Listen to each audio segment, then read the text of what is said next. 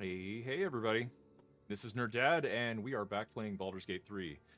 So tonight, I am affectionately dubbing tonight the Anti-Ethel episode.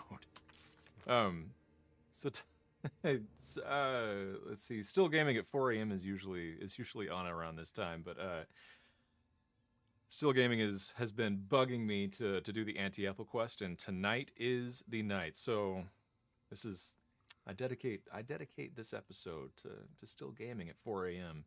No, it's not Final Fantasy 14, but it is Anti-Ethel. So as a reminder, what we're doing with Anti-Ethel is that still gaming is here. Um, so as a quick reminder, what we're doing with Anti-Ethel is so we met Anti-Ethel in the Emerald Grove, and she provided us with a way to remove our parasites, and she invited us over to meet her in her tea house, which is in the middle of a bog that was illusioned to look like a nice, peaceful little wetland area. So that's red flag number one, y'all. The next thing that we're doing in this area is save Marina. So Marina is a girl. Thanks, Still Gaming. I appreciate it. So Marina has two brothers, and her brothers were looking for. They were accusing Anti-Ethel having taken Marina, and when we confronted Anti-Ethel about this, she flipped out and left, and just flat out disappeared. And a little while later, when we were exploring the putrid bog, where Anti-Ethel makes her home, we did find one of her brothers dead. So there is something goofy going on there. We got to go find Marina. But the first thing that we're going to do is we're going to long rest because, my goodness gracious, we need it. Hey, and this is actually another interesting tip and trick. So every time that you are in a different, like, call it a biome, whenever you go to camp, your camp is going to have like a different layout. So like we were in a cave, so now we're in a cave campsite. If we're out in the plains, then we'll have a plains campsite. If we're in a cellar, we'll have a cellar campsite. And if you go around and loot everything in the campsite, you can usually get about 100 gold. I'll take that. But there is a lot of stuff, and this doesn't make too much difference after you kind of have like a good steady income in this game. But early game, it can really be helpful, where 100 gold makes the difference between like hirelings and respecking some of the goofy decisions that they made for the your party members. And again, having that respec in place for your other party members, and also having all those hirelings makes a ton of difference. So if you're respecking everybody, you're looking at 600 gold right off the bat that you're going to need like as soon as you unlock Withers, and that's a little short. That's kind of in short supply. So yeah, having a little extra gold is helpful. And we are also a little short on gold. I like having around like 7,000 at this point, but I'm also doing a ton of pickpocketing at this point. So yeah, a couple things that we need to do. We're going to do all of our and actually, no. So the very first thing that I'm going to do before the long rest comes in is I am actually going to respec Nerdad. Fate spins along as it should. And the reason that we are going to respec Nerdad is because there are some really sketchy decisions that need to be made that a paladin is not super down with. As thou desire. So if we have an issue following our paladin oath, the easy answer is, of course, let's just not be a paladin. Yeah, you did see the doggo. So we're going to respec Nerdad over to fighter. Fighting style. Here, let me see.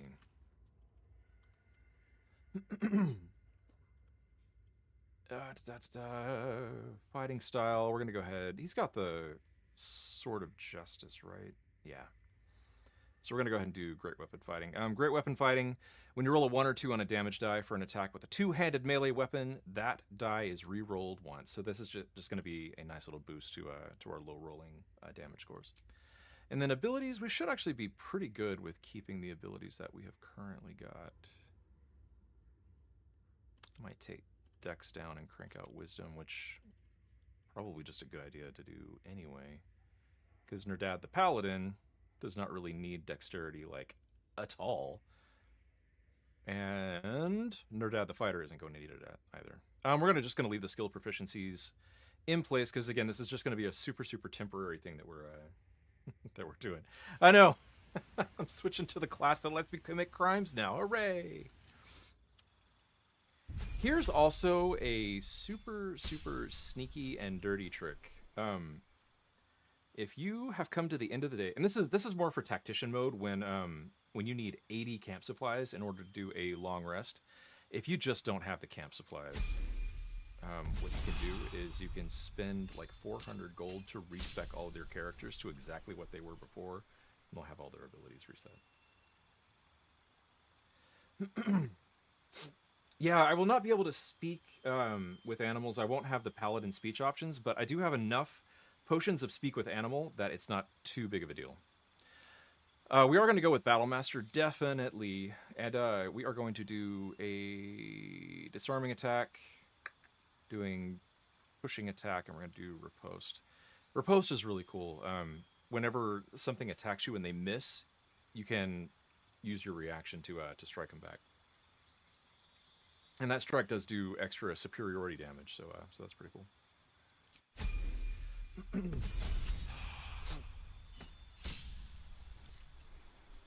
All right, new feat available. We are going to do athlete. You know, I like jumping with Nerdad, and that'll also get our strength up to 18 for us. And then level 5. This is why we're going with the martial class. They are going to get that extra attack. Super cut and dry, super easy. But now we have Nerdad the Fighter. We are also... Go ahead and save this real quick. As soon as we take a long rest, we're going to be dealing with the with all the survivors, all the refugees. So that should be good. Go ahead and end the day here. I do want to end the day.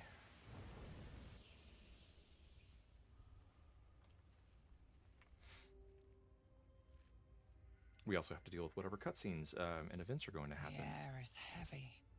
Moisture drips down your forehead. Pain shoots through your fingers. Wipe the sweat from your... Here, you guys let me know what option I should pick here.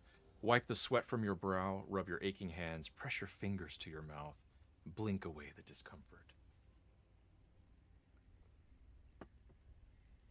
The world swims as you close, then reopen your eyes.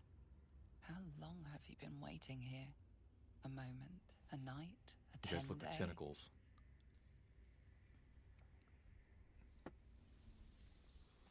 Also look out for Lae'zel. Can you feel it crawling through you? Tendrils squirming in your chest, gripping your heart, piercing your belly. Your bones popping, your flesh swelling. I can. I see it in you. I feel it in me. We are lost. I will be quick with my blade. First you, then the others, then myself. Your minds intertwine. You sense a touch of uncertainty, a touch of disgust. Oh, Lae'zel, ever the optimist. Let's see. We can explore Lae'zel's mind. We're just exhausted. I don't want to burn this. They always don't like it. Lae'zel is the imposter. She's a little sus. We're just exhausted. Lower the blade before you do something foolish. It's just a fever. Rest will break it. Don't you see how far you are? Give me that blade. I'll make it quick. Surrender to Lae'zel. You'll not become an abomination. Or you can attack Lae'zel. What fun. Yeah, let's see what we can do with a persuasion check here. Oh! Oh! He doesn't have persuasion anymore. Right. Right. So that's not my default pick anymore. Jeez dang. All right. I don't know what to do. All right, fine. I'll just do the wisdom here.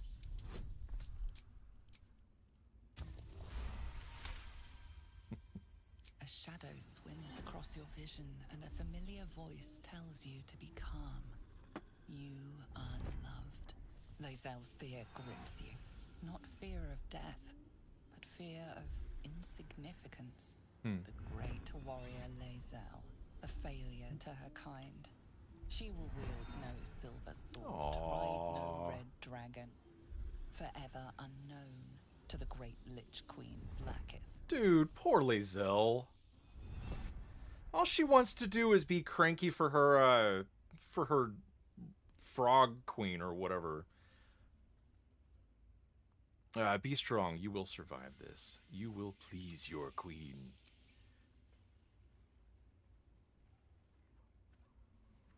I will not let the Geich take me. Oh, odd. I will earn Vlaakith's honor. Got I some will approval in wait. weird places there. But know this, I am watching. If the sickness does not pass come dawn, I will end us all. You know, I feel like she means it.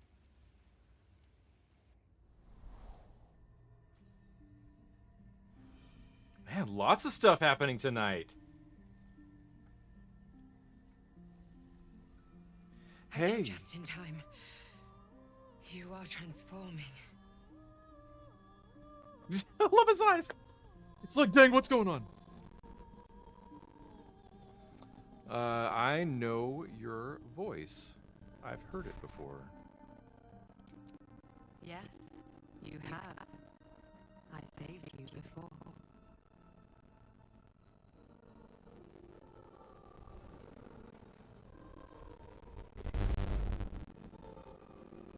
And I'm here to save you again. Don't worry. You will not become a mind flayer. Not while I'm around. I'll protect you. That shot with her like looking down so that you can see like the whites around her eyes, that's not the most comforting camera shot. Take the hand offered to you.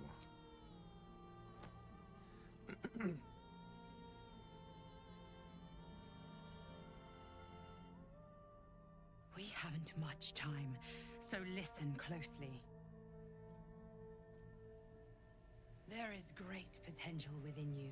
It comes from that parasite. Your instinct is to resist the power it gives, but you must accept it, nurture it. I will keep it from consuming you, but for the sake of both of us, you must learn to wield it. She's a little sus too.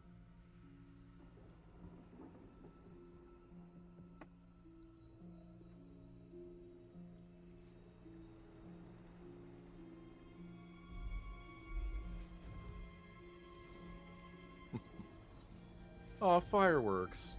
To celebrate us turning into mind flayers. A fight for the fate of Faerun. A fight we are losing. For now.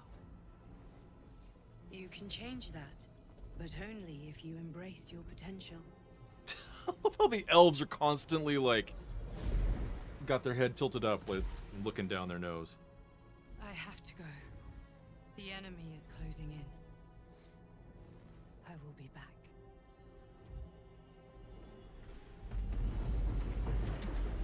Who's the enemy? Who are you? Why do your eyes glow creepy purple? Wake now. You'll feel better. I promise.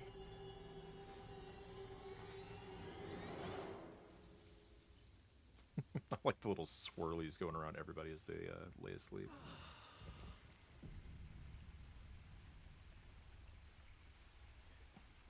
All right. Oh, I guess we did not have the refugees show up. All right, okay. But what we're going to go ahead and do is we're going to talk to Volo first off. We have some housekeeping stuff to take care of before we really get into Anti-Ethel. So this is still the Anti-Ethel episode, guys. Don't worry, but a couple of delays. And I will give you a fair warning. There is not a whole lot of like blood and explicit gore in this next section, but it is a lot of the descriptions are a little brutal. So heads up, content warning, verbal gore.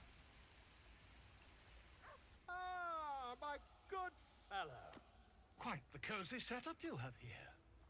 I'll just make myself comfortable. Thank you so much. Has your research turned up anything that might help with the parasite problem?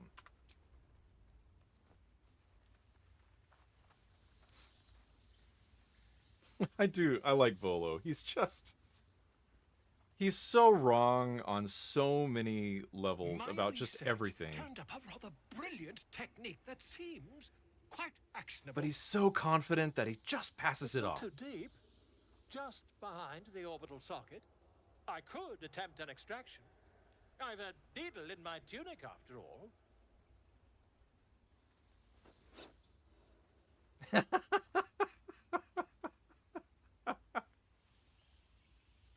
I don't know. See, because I don't. You know, that's a really good point. Still gaming. Because we did have Astarion, like munch on us. We had Lae'zel with her dagger. We've got this guy here with his sewing needle. It is kind of funny, actually.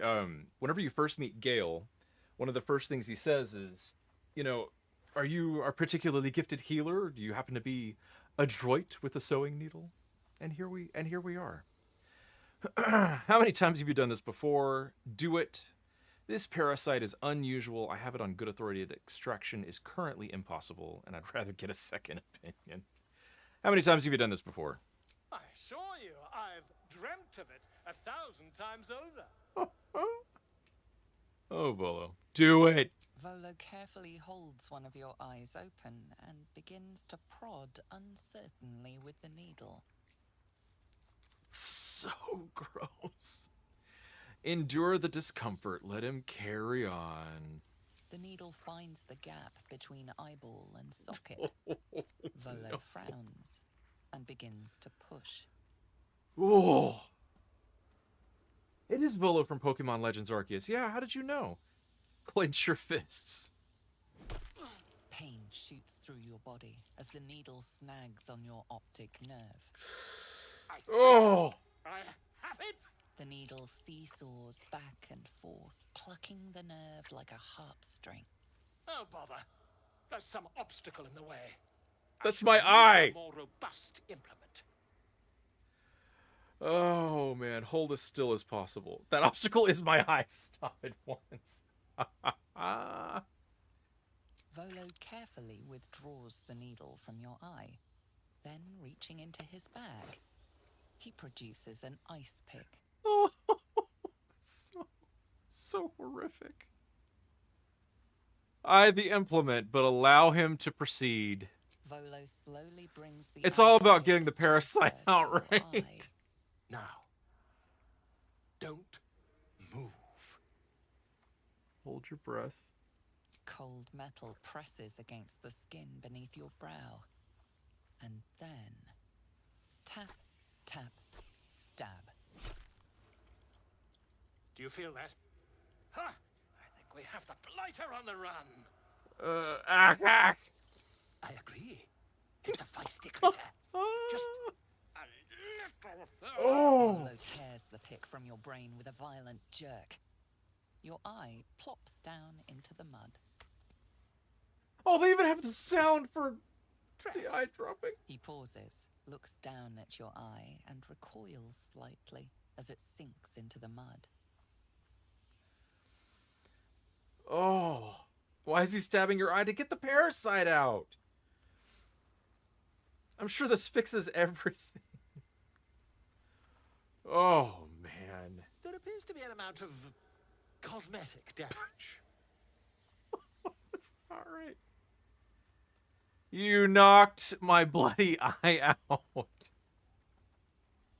I can't seem to see through one of my eyes.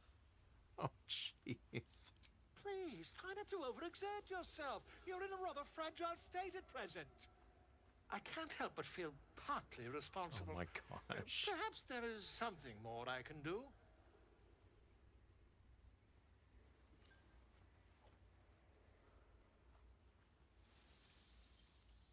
Take this. A far superior relic to that old jelly you were chained to. Try it on for size. And, it was very nice to have met you. I'm sure you'll sort out Run your away! little brain problem one way or another. Far away from here, if you've a heart. Terribly sorry, my friend. Ta. And there he goes. All right. So the whole reason that we did that is because now, we have... Oh, it's not on this part. If we take a look at this, we have Volar's ersatz eye. And the damage wrought upon your ocular nerve during Volo's experiment is undone, allowing you to see invisible creatures. So the whole point of all of that, as horrific as it is, was so that we could get a magic eye that lets us see invisibility. Plus, it's kind of a terrible but amusing scene. Totally worth it. Totally worth it, I think. All right. So now what we're going to do is we're going to go ahead and do the all of our typical end of long rest stuff to do. So let's go and actually, I'm not super familiar with this layout of this cave, so we'll talk to Shadowheart. Did you have any strange dreams of late? Vivid ones? Why, I did. It happened to you as well? Damn. I was hoping my imagination had gotten the better of me. But this must be something more. This dream companion wanted me to use the tadpole, use its power. Whoever it was claimed to be an ally, but I don't know. She is super paranoid Seems about like using the we can't tadpoles. escape this mess, in the waking world or otherwise. Let's see. Tell me more about the Mother Superior, since that's the topic we're talking about. I'm not sure what else I can say, at least until I can remember more. She taught me, trained me, punished me. Often, I think I feel her influence when the wound pains me. Not even memories, just glimpses, impressions. Perhaps the wound is her doing, something Lady Shah bid her to do. I don't know. All right, we should journey separately for now. If you're sure. I am, dang it. Fine. All right, what we're going to do is we're going to get all the buffs in place. So we're going to get rid of all of our typical party I members. had the strangest dream last night. There was a visitor promising me protection and all sorts of delicious powers from the parasites in our heads. Given our shared affliction, I suppose you had a similar dream. I did. Excellent. Now we can see what these tadpoles can do for us. We should take every advantage we can get. Let's explore these powers and see where they take us. I don't trust it. We should avoid using these powers. Nuh-uh. Exactly. Waste not, want not. Even when it comes to mind flayer parasites. Now, was there anything else? Oh, darling, it sounds... And you know what? We should actually probably talk to everybody while we're talking to everybody. Get all their thoughts on the dream from last night. Welcome to the League of the Lone Eye, my friend. Not to minimize the pain of Volo's poking and prodding, but I promise you'll be used to the prosthesis in no time. Besides, I find it gives one an air of mystique. No one's more intriguing than a man with one eye. Mine's magical, though. I'm going to see if he has anything else to say. I had a dream last night. A vivid one. And so did you, judging from the way my tadpole is tingling. Someone came to me and promised to protect me while claiming that the parasite could empower me. Tempting as these powers sound, we should recognize this dream for what it is, the tadpole's little trick. No good ever came from trusting honey-tongued strangers conjured up by illithid worms. Or in general, my guy. But you are a warlock, you already know that, don't you? Let's see.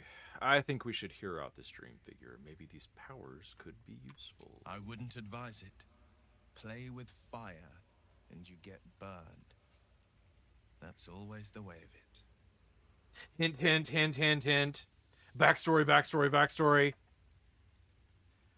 All right. We already talked with Shadowheart. Let's go down to this little section here. And we go and chit-chat with Gale. My apologies. Not quite myself just yet. I had the strangest dream last night. A visitor came to me. A vision of unparalleled beauty and power. She told me she was watching over me, protecting me, and that our tadpoles could prove beneficial if we embrace what powers they have to offer. An uncanny apparition. Not entirely sure what to make of it. It's gonna get crazier here. You don't believe this was a real person you're talking to you then? A real manifestation, perhaps, but not an individual of flesh and blood in the manner you or I would consider to be real. Whether she spoke the truth or not, well, I think I require a little more evidence before taking a fantasy at her word. Until then, best we speak of other matters. Oh. Is there something you wish to ask? Didn't get the chance to tell him that I had the same dream too. That's fine. I question the wisdom. I'll be here. Alright, we will talk to Karlak. Just heads up, might be some language with Karlak, so I give had it a like wild dream 2 last minutes. night. This beautiful entity came to me, promised to protect me. So Told far, me so the good. parasite in our heads could give us power. I had a similar dream, side effect of the tadpole. Sounds like it. What did you make of it? Oh, let's see. I think it's some kind of psionic trick. I didn't believe a word it said. It was just a dream, nothing more. If there's some kind of power to be unlocked from our affliction, I'm willing to try it. Seems risky, if you ask me. Couldn't help getting stuck with the tadpole, but taking favors from it? Spooky. Alright, cool. No more language content, you guys. Glick. I had a dream. As we all did, I suspect. Someone came to me and promised to protect me while claiming that the parasite could empower me. The parasite has taken root, it would seem. Every word, every promise. It is gate deception. If the parasite can empower us, I say we should let it. We could use the edge in combat. You're right, we should ignore this dream figure at all costs. Let's do this one. You're delusional. Ooh, I got disapproval on that. Trust a night hag than a strange figure bearing dream gifts. Alright. That may have been a mistake going that direction. Jeez. This vessel is at thy disposal. This soul awaits thy command. Oh yeah, we gotta level these This guys vessel is up. at thy disposal. Do what thou wilt. This soul awaits thy command. This vessel is at thine disposal. I love how they're all talking with Withers dialogue with different voices. This soul awaits thy command. All right. Let's get these guys leveled up pretty quick. This shouldn't take too terribly long, because we did just level up Gale. We did just level up Shadowheart. The only one that'll be worth a little discussion will be the Druid. So, cantrips. Nothing really that I care about too terribly much. We'll do Dancing Lights. Spells. Nothing that we need. So I'll probably just do Arcane Lock, just because that's a good out-of-combat one in case we need it. It's really not a whole lot that we do need it for, like, ever. Blur, Cloud of Daggers, no. Crown of Madness, no. Darkness, maybe. Enlarge, Reduce. Well, actually, Reduce has its uses. I might do that one instead of Darkness. Flaming Sphere, no. Gust of Wind, no. Hold Person, no. Invisibility, maybe. Knock is actually a pretty good one to grab.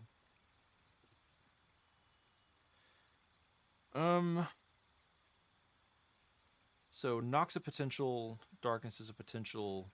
We're just going to keep it with Reduce. The reason that I want Enlarge Reduce is because on occasion, again, there are those burrow holes, and if you are a small character, you can have Reduce cast on you to reduce your size even more so you can get through the burrow holes. And conveniently, this guy is a gnome, so he is already small, so that's it's relatively a good choice. I am going to go ahead and go with Knock. Knock... Tabletop D&D, Baldur's Gate, I've never really seen too much of a use for it, but it is a potentially potent out-of-combat spell. You know, fine, whatever. There are a couple of places where you cannot lockpick things. I mean, it's a small handful, but Knock can be useful for those situations. So we'll go ahead. Oh, and he doesn't have Find Familiar. That'd be nice to have at some point. All right, prepared spells. Yeah, we should be good with these right here. Yeah. And a feat. We're going to go ahead and do ability improvement. And we're actually going to increase his wisdom instead of his intelligence. And the reason that we're going to do that is because he is our potion maker, and if he succeeds a medicine check, he gets an extra potion from combining those materials. And medicine is a wisdom saving throw, so we'll go ahead and get his wisdom up as far as we can. The other, it would be nice to get his intelligence up as well, but I think wisdom is going to be more important just because I am going to want more potions than spell slots, especially on this guy. Intelligence, whenever you crank it up, gives you extra spell slots, but we aren't really spell slot needy with this guy at this point. So that was level 4. Here we go on level 5. Spells to pick. Animate Dead is a potentially good one. Bestow Curse, nope. Blink, no. Counterspell, no. Fear, no. Feign Death might be good. Fireball, no. Grant Flight is another potentially good one that we might need, but it is only 10 turns. That one's definitely an option for not taking. Gaseous Form, yeah, I'll take that one instead of Fly. Gaseous Form is another thing that'll let us fit through burrow holes in case we need it. Glyph of Warding, no. Haste, no. Hypnotic Pattern, no. Lightning Bolt, no. Protection from Energy. This one is potentially really good. It will last for a really long time, but it is a concentration spell, which means that as soon as he leaves the party, concentration's broken automatically. It won't last, so not the buff that we're looking for. Remove Curse, I think, is the other one that we're going to take, just in case one of our guys do get cursed and we need a quick way to remove it. We can just have him do it in town, or not in town, in camp. Sleet Storm, no. Slow, no. Stinking Cloud, no. Vampiric Touch, no. And we'll leave it at that. Okay, prepare spells. We'll go ahead and keep Enlarge, Reduce. We will... yeah, we'll go ahead and keep all this stuff. Yeah.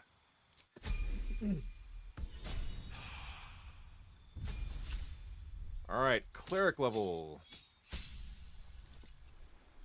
New cantrip. We'll go ahead and do...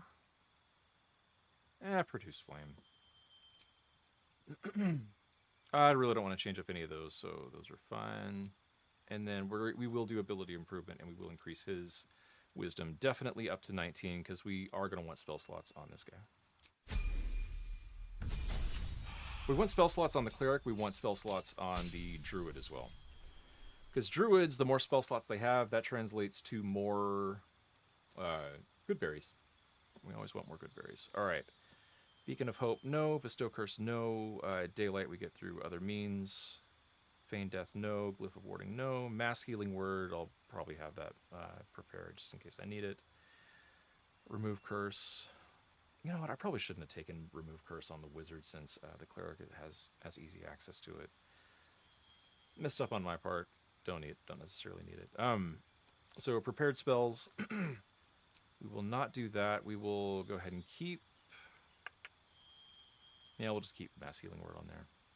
Doesn't really matter. The only time we're ever going to use these hirelings is outside of combat, and we can switch around spells as we want outside of combat.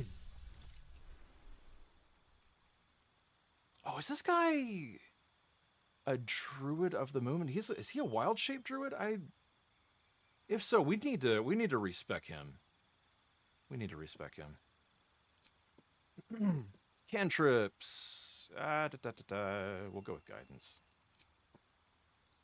And prepare spells. Yeah, I'm good with these options here. Yep. Feet, we're going to improve him. We're going to get his wisdom up. And I'll have to check what kind of druid he is. If he is moon, we need to rethink that. Race, he gets a flame blade. That's okay. All right, for his level 3 spells, protection from energy, it's not going to help us. Neither is this or this. Daylight. Might just keep. Oh, what did that remove? Didn't want that to remove anything. Dang it all. Charm person, animal friendship. It looks like that was nothing significant.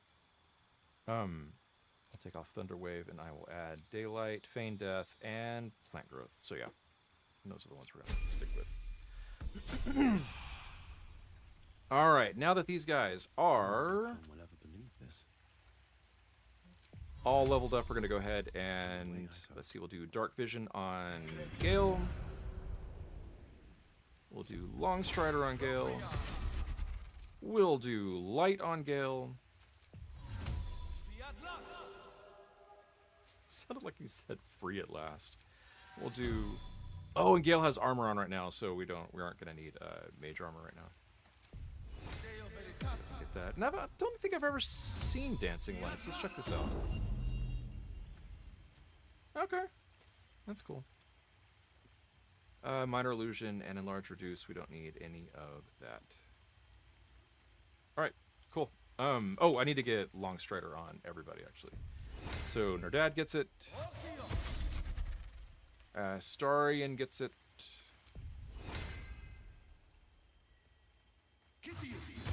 And Shadowheart gets it. If he can get over to Shadowheart.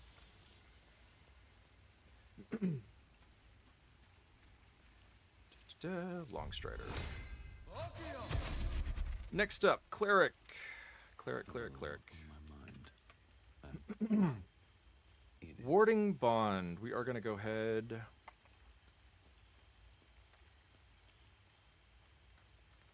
Yeah. I don't necessarily like having Nerdad with the Warding Bond, just because that means that my Cleric back in camp is going to be taking a lot of damage, but that's fine. It'll just be 100 gold if he actually dies, so not too big of a deal. I do need to cast Aid. I'm going to go ahead and cast Light on Nerdad. And Protection from Poison on everybody but Nerdad, because Nerdad already has Protection from Poison, thanks to being a dwarf. Bruh. Get your little stuff on over there. And we'll get this cast on Shadowheart as well. You can too reach that destination. Don't give me that malarkey. Alright, cool.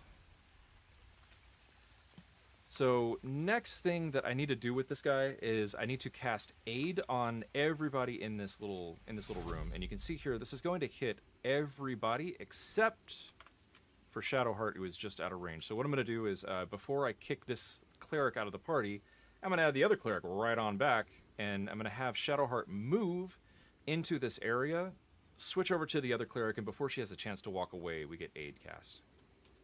And we are going to upcast that thing so that they get an additional 5 points. So they'll have a total of 10 extra HP. Really good buff to have on people. Alright, that is it for the cleric, and now what we're going to do, let's see. Longstrider's already been cast, Dark Vision's already been cast. And, oh, he's the Spore Druid, that's right! That's right. Darn it all, I think we're going to go ahead and take care of this right now. Best be on my way. Withers! I shall be here in Yeah. for when Change the as class. We are still going to do Druid. Cantrips. Let's see. We'll do Shillelagh. We'll do Resistance. Alright, and that should do it. Yeah, Wisdom. This is all good. This is all good.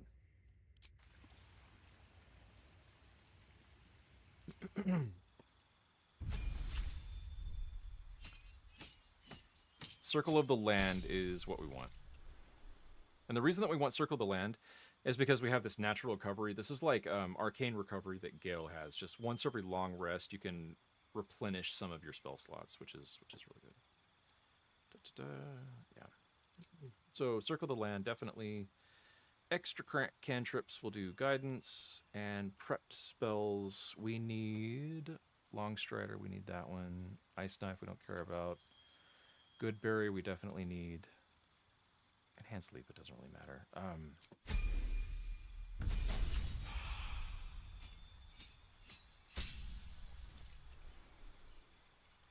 Alright, Circle of the Land. Mirror Image and Misty Step. Coast is really good. Blur and Silence, those are pretty good. Barkskin and Hold Person. Invisibility and Pass Without a Trace, actually, I might do that one. Mirror Image, Spike Growth, Nulf's Darkness, Web, and Misty Step.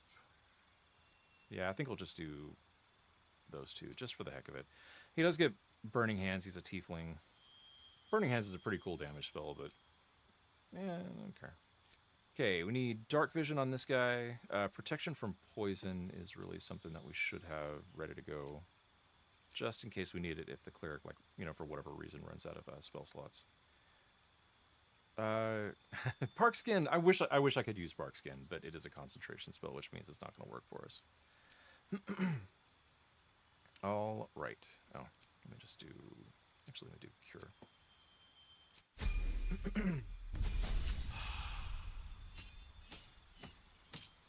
We are going to take an ASI here. Well, actually, first we'll do Produce Flame. Yep, prepare spells. Man, it really loves sticking Ice Knife on there, doesn't it? We'll stick on Create Water just in case we need it. So yeah, ASI on Wisdom. That'll give us an additional prepare spell slot. And Druid level 5. Circle of the Land. So we get to do another 2 spells here. Sleet Storm and Haste. Haste is really good. Sleet Storm is really, really good. Haste is incredible, so Arctic is a good way to go about doing that. Protection from Energy and Hypnotic Pattern. Hypnotic Pattern's really fantastic. I'm really torn on Protection from Energy. It's not my favorite. It maybe should be my favorite, but it's not. Call Lightning, Plant Growth, no. Daylight and Haste, no. Call Lightning and Flight, no. Stinking Cloud and Vampiric Touch, no. Gaseous Form and Stinking Cloud. This one would be a really good one. Gaseous Form and Stinking Cloud are both really good, but not as good as Sleet Storm and Haste. Alright, and Flame Blade and Prepared Spells. Let's get rid of Ice Knife, and we'll stick on, again, Daylight and Feign Death. Alright. Now we're good. So now, what we're going to do with the Druid is we're going to go ahead and move our little selves over to Nerdad. And just chain cast Goodberry.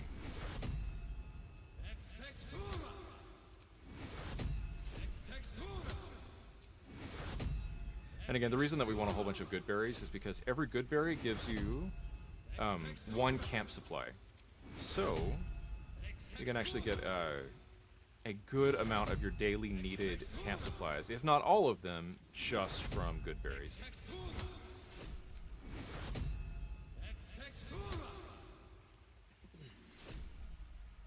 And that's everything, but we are going to go ahead and restore 3 level 1 spell slots.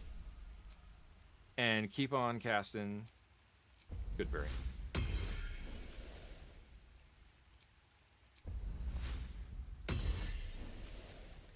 And Goodberry, Goodberry, Goodberry!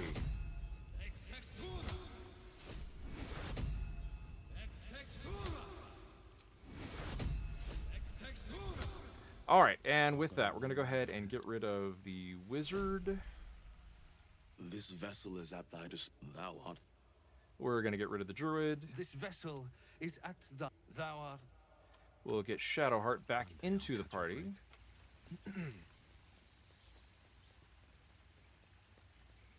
While I'm over here, I'll go ahead and loot these crates. And this pile of bones for whatever reason. Get everything over here by Shadowheart, which is not too much. Alright. May the darkness protect you. Oh, thank you, weirdo. Join All right. me. Some company wouldn't hurt on the road, especially if there's trouble. Alright, so let's go ahead. We're going to get Nerdad way the heck up here. Is that blood? No. Oh, jeez, did not want to do that. I'm going to move aid to a little bit, to an area that's slightly, get on with it. slightly better to reach. This way. I guess I could do turn-based mode and ensure that that he's got plenty of time to cast aid on everybody, but it's more fun to race. Okay, here we go. All right. What now? And cool, we got aid on everybody except for... Oh no, that was... Oh, except for Will. Ah. Alright, cool. So now with that done, we are done with the hirelings. We're going to go ahead and get the cleric out of the party. We'll This get our vessel normal is at thy group disposal. in Do what place. thou wilt. Thou art. Gil next. I have a lot on my mind. How can I help? With This is, again, such a powerful way to start off your day, with a whole bunch of free buffs that don't actually cost you any... Oh, not you. Will, dang it. I don't care about getting you in the party. Lady of Sorrows, guide us. Did you want something? If you're sure. Oh, whoops. Actually, no, stay with me. I forgot she was already in the party, so... I'm missing a Starian. Oh, actually, no. My... I totally forgot to do all of my potion making. This vessel is at the...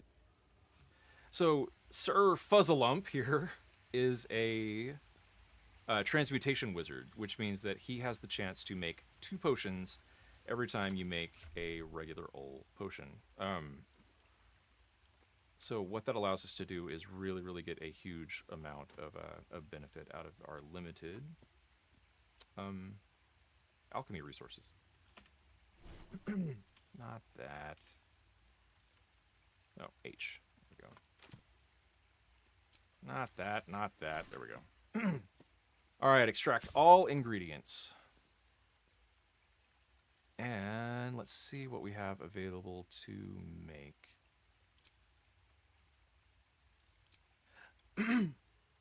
Okay, Elixirs of Bloodlust might be my favorite elixir in this game. What an Elixir of Bloodlust does is whenever you kill something, you get temporary HP, and you get, once per turn, a free action.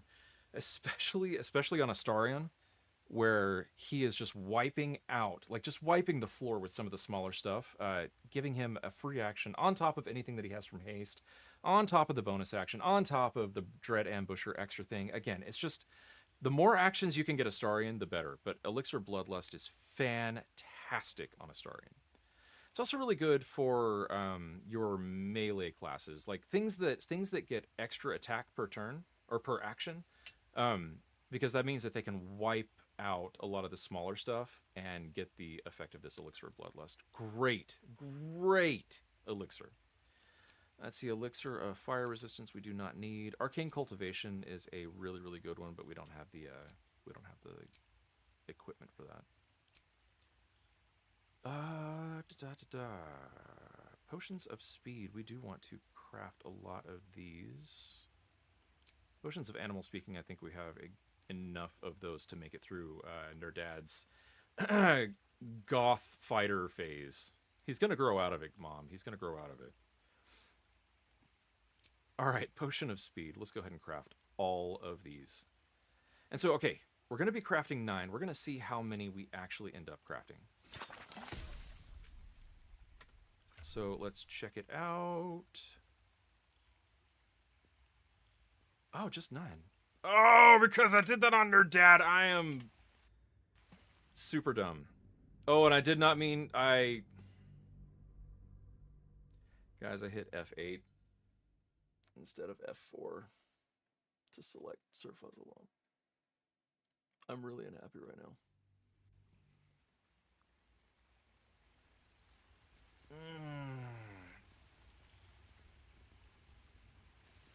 Oh my gosh. I am super upset with myself right now. Oh my goodness gracious. Let me see if there was an autosave or something. That was the autosave. Oh my gosh. I need a quick word. Always hit the right key, you guys. I cannot believe I did that. So we're just gonna burn through all of this stuff. Yeah. Almost still as possible. Oh no, he's stabbing with the ice pick. Oh goodness gracious. Blah, blah, blah, blah. Okay, yeah. Yeah, oh no, the eyes on the thing. Oh, he knocked my bloody eye out. Oh dear me, oh no. Oh goodness gracious. Hey, see invisibility. That's pretty cool. Never wanted Ah, Nerdad's still a paladin too, isn't he? No, he is a fighter. Okay, fantastic.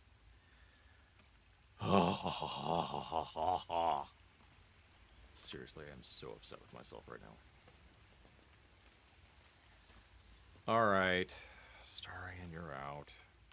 Given our shared affliction. Excellent. Now we can see what these... Now, was there anything else? Oh, whoops. I didn't have him stay in camp. What can I do for you, my friend? Are we ever going to get to I promise we will. I promise we will. Darling, I'm hurt. I thought we had something Oh, my goodness. special. Here we go. It's just It sounds... Oh, my goodness gracious. My apology. She told. Oh, you know what? I do get to change up the dialogue option here. What fun. It was all meant to be. I did that on purpose. I reloaded my quick save instead of hitting the proper button on purpose so that we could see what this extra branch was here. I had the same dream, a similar visitor with a similar message. Very curious. In all my readings on the effects of illithid parasites, I've never come across any accounts of correlating dreams between infected parties. Another unique quality of our predicament, perhaps. Are you inclined to take these visitors at their word? Okay, so I was going to say, all your readings about illithid parasites, what are you doing reading random stuff about illithid parasites when you didn't have one before, when you had all the access to all these books? That's a little weird, but then I realized that Gail's a massive nerd, and what do nerds do in the real world? They read the D&D monster manual for fun. Not that I've known anybody that's ever done that, of course. I would certainly never do it myself.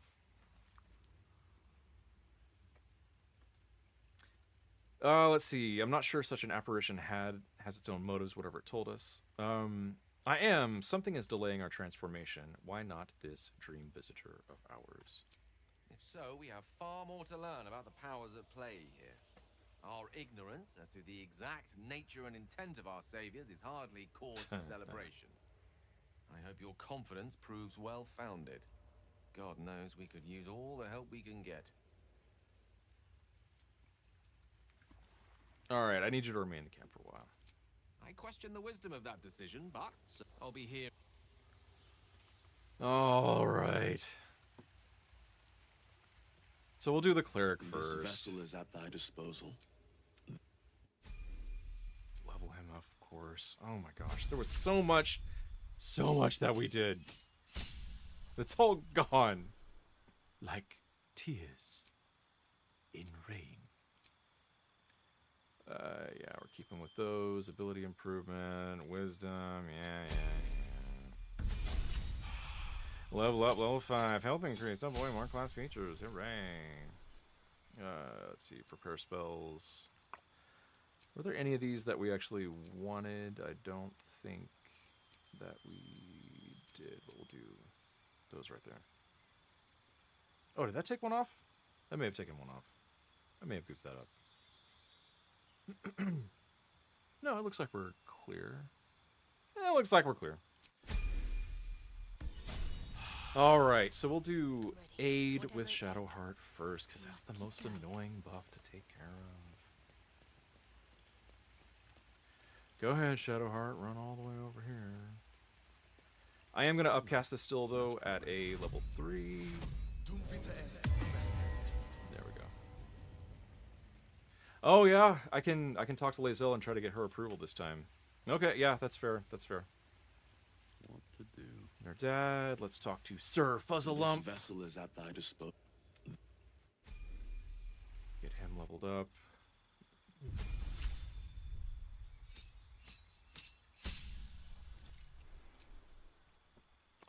New cantrip will do Blade Ward.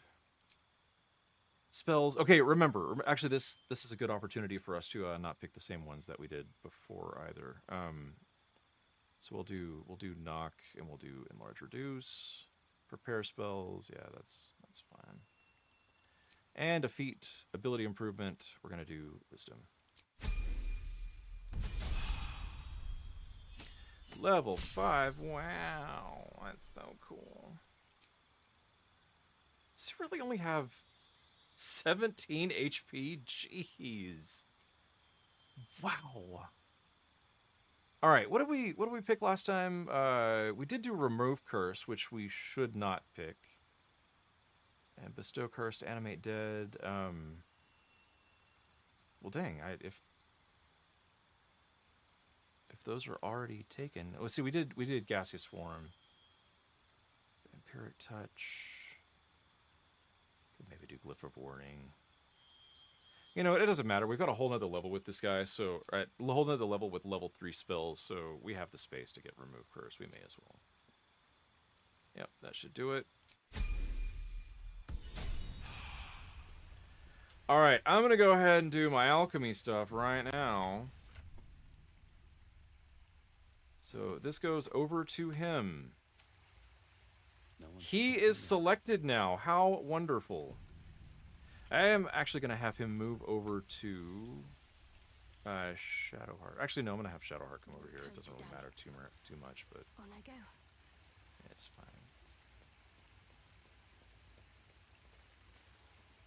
fine. Gil, eat my eye. I mean, Astarian's already, you know, like, nibbled on me already. What difference does it make if Gale starts, you know, like, sucking on my eye? Jeez. Alright, we get him with some guidance. And we'll go ahead and enter turn base mode and have him do all of his alchemy stuff. Jeez Louise, I cannot believe I did that. Okay, let's make sure. Yes, we are still in position for having Sir Fuzzalump do all of this stuff. So, alright, here we go. Potion of Speed. How many do we want? We want to craft all 9 items. And so, here's what I was saying before. We're going to craft all 9 items. We're going to see how many we actually get. So, you can see here, we have a long list of medicine checks, and it looks like he failed 3, so we should have gotten an extra 6 out of those. And check it out. 15 potions of speed. How wonderful. Go ahead and toss those over to Nerdad. And we can still make some more potions, it looks like. Coatings. I hardly ever use oils on my weapons. I really should. I really should. But I don't. Basic poisons are always really good. Or actually, simple toxins are even better. We're gonna be using a lot of those, but simple toxins pop up all the time.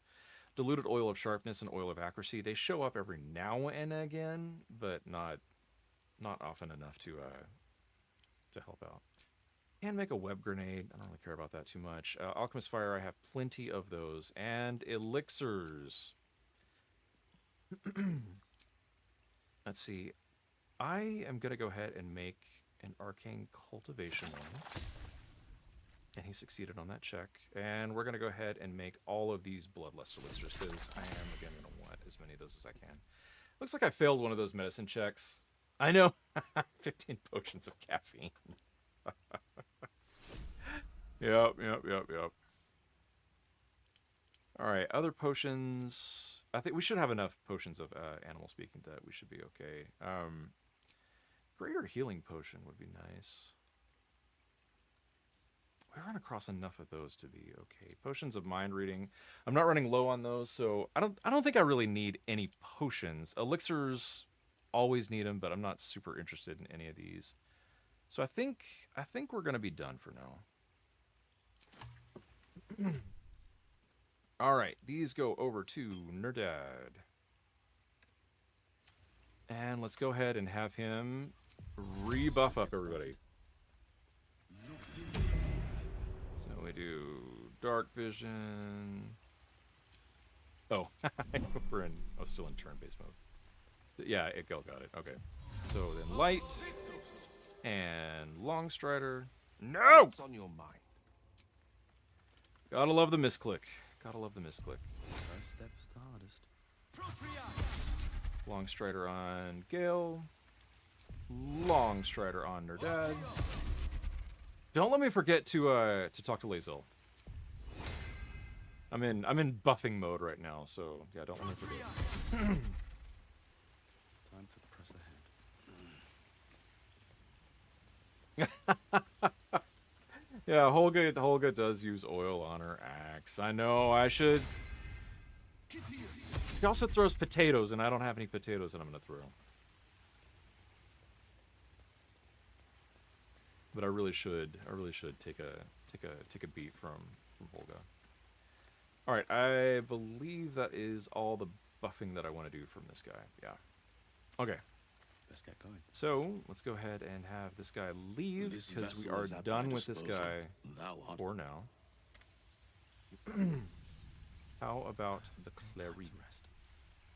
Cleric is going to cast light on Nerdad, and he's going to cast warding bond on Nerdad.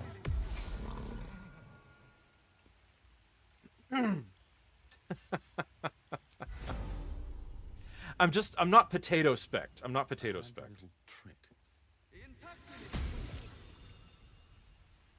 Very well. Potato speck is a big brain move, and I'm not up to that level yet.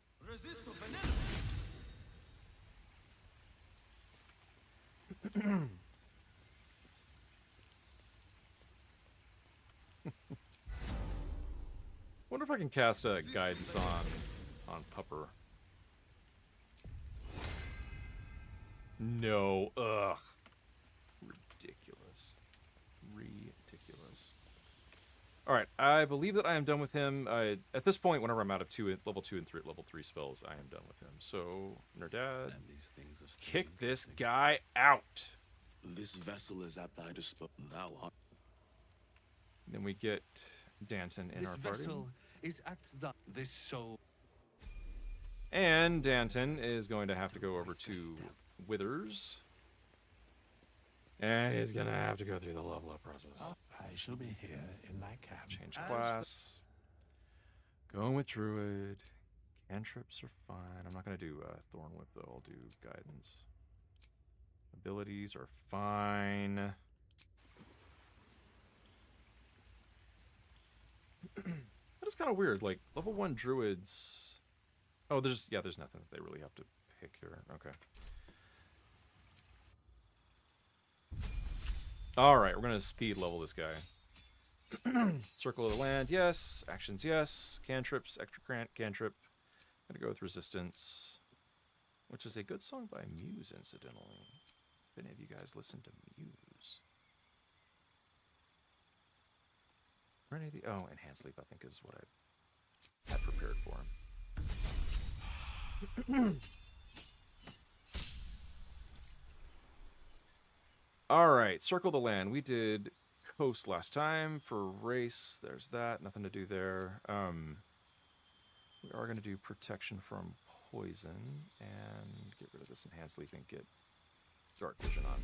Again, just in case we need it, in case we're running short on spell slots for the other two hireling classes, which, you know, why would we? But hey. All right. Cantrips. We'll do produce flame. And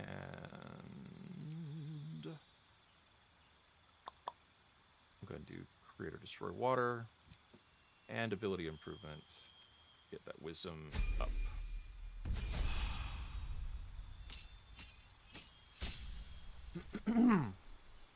Circle of the land. What did we pick last time? It was Arctic, wasn't it? Sleet Storm and Haste, yeah. Race is Flame Blade. We don't need Flame Blade. We'll do Daylight and I don't think this really matters. I'll just do Enhance Ability. And now for the... Look at me saving. Do you see me save, guys? All right, let's do good berry spam. Oh, whoops.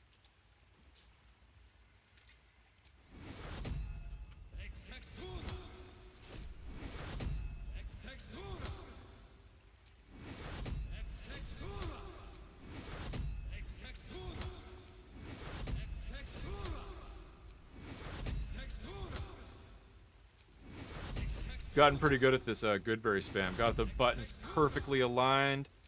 Got Nerdad standing right there. Oh, this is just perfect. So let's go ahead and restore some spell slots.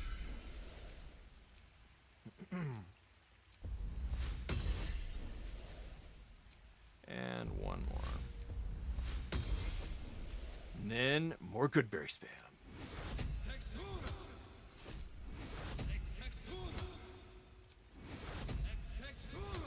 All right. And with that, yeah, check it out. We now have 48 good berries. Perfect. Perfect amount. I am going to have to add Sir Fuzzlump back into the party because he has all of my freaking alchemical ingredients. This vessel is at thy and I want those back. Dang it. So we're going to go ahead and open this and pull those. Dang it. Pull those out into here. And this goes to Nerdad. Might be a good idea to just keep most of the stuff on him, actually. And I'll leave that empty one on Nerdad, and that way Nerdad, as he accumulates, he can get him in that pouch, move him over to Sir Fuzzlump as needed. All right. This vessel is... You are out.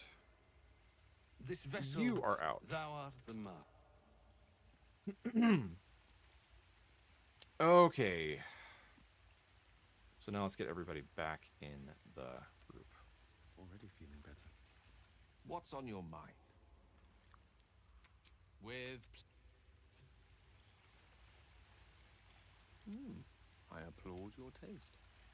All right. Oh, I need to talk to Lae'zel before I forget. I had a wild dream last night. Oh, did you? Wow, that's It's huge. crazy. Sounds like it. What did you make of it? Seems risky. Aces. Oh, whoops. Did not mean to bring her with me. Soldier. Really? Oh. All right. Lae'zel, let's see if we can avoid disapproval so she doesn't slit our throat in the middle of the night. As we all did, I suspect. Someone came to me and promised to protect me while claiming that the parasite could empower me. The parasite has taken root, it would seem. Every word, every promise, it is gate deception. So it's funny. Elves always look up and they're looking down their nose at you, but like these Githyanki are always like...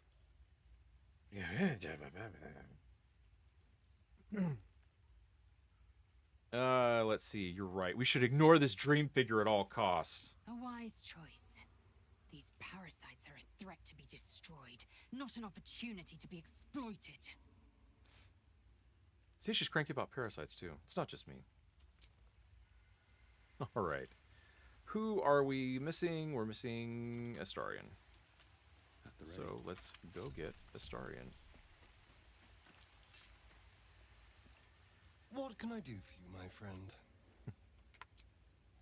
Lead on. All right. Rearrange rearrange this a little bit. Okay. Party is back in place, so what we're going to do now is we're going to elixir it up. The question is, what elixirs? Well, none of those, dang it. Here, let's actually get all these into camp. Get us some weight space, dang it. All right.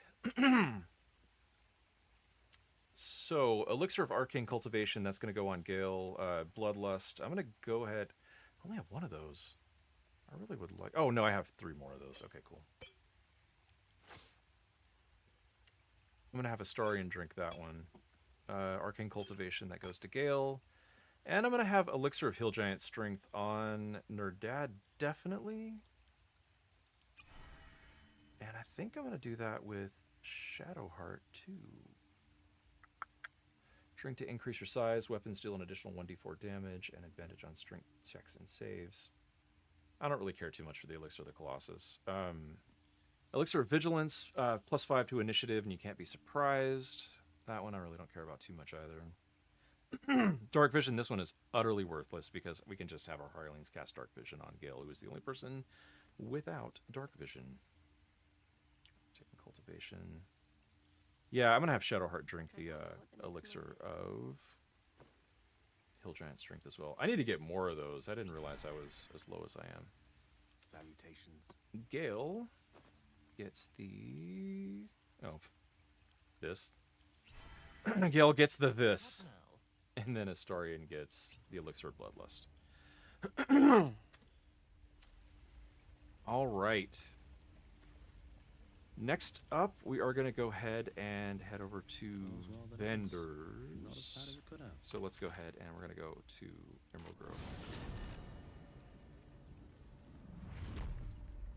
Oh, and Shadowheart wants to talk. There's something I've been wanting to share with you, if now's a good time. You're voluntarily telling me about yourself? Are you feeling unwell? Is it the tadpole? I'm all ears. It's difficult to put into words.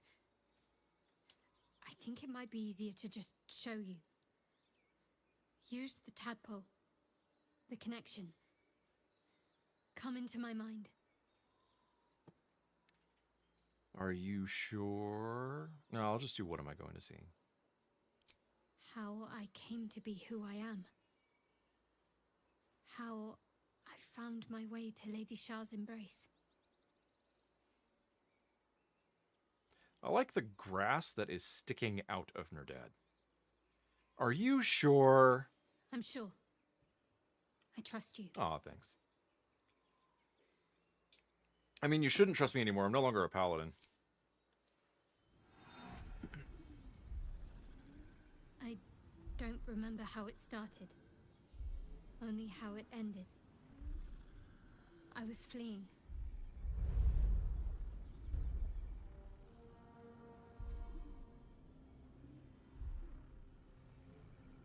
It's echo time, you guys. That's your Final Fantasy XIV joke.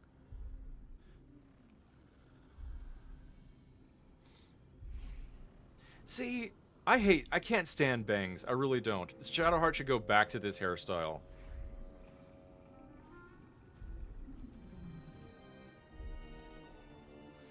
It's a puppy.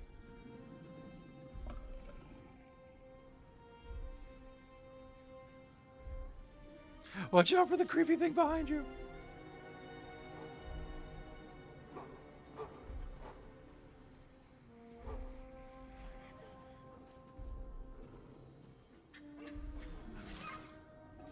Huh. This hooded figure's like blocking her vision of the wolf getting like massacred. She asked my name. Can't remember what I said. Hmm. Can't remember anything before those words. All I know is she saved my life and gave me a new home with Lady Shah. It hurts. That's all I remember. Something sparks in your memory about Selûnite rites of passage. You heard once about how they would send their children out into the wilds to navigate their way home. Dun dun dun. um. Yeah, this is an interesting facet of Shadowheart's backstory. I mean, obviously, her name is not actually Shadowheart, but it is fascinating that she can't remember what her actual name is. But it looks like Shadowheart was originally trying to join the Order of Selûne and not Shar. So it looked like you were wearing a moonstone. Isn't that commonly worn by Selûnites? You're reading too much into things. A childhood bauble, that's all. It wasn't a Just Selûnite because thing! claim something doesn't mean they own it.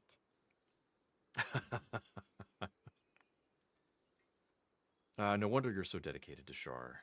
You feel like you owe your life to her. Lady Shah. What'd I say? But yes, her and those who saved me and taught me her ways. The Mother Superior. She made me who I am. At least as best as I can remember. She taught me, trained me, punished me when I failed her, which was often. Yeah, she's in hardcore denial.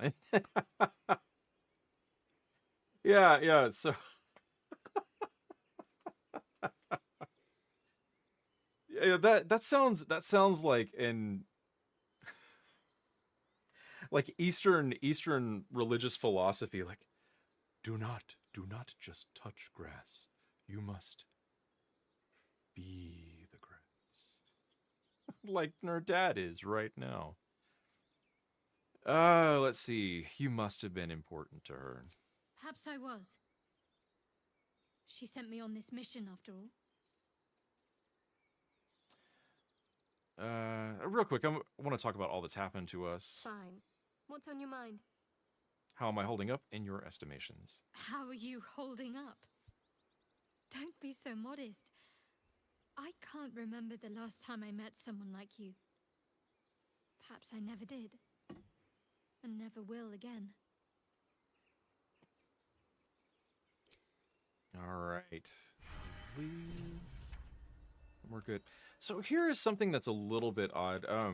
Sometimes whenever you have elixirs on, every single time that you leave a conversation, it will do the little animation whenever you leave that. Like you're drinking the elixir for the first time. It's really odd. But yeah, still gaming at 4 a.m. You're right. She is hardcore in denial. Hardcore in denial.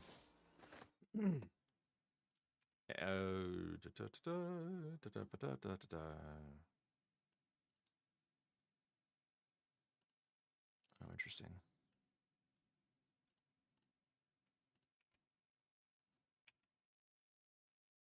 I did something weird here.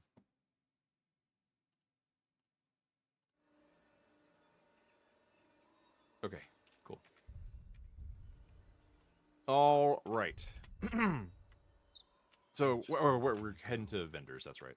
So reason that we're heading to vendors, check on spell scrolls to sell the stuff that we have got, and after that, the only thing that we're gonna have left to do. Actually, let's do this right now. I'm gonna go ahead and throw a vial of toxin on the ground. Oh, what's that doing out? And we're all gonna dip our weapon into it.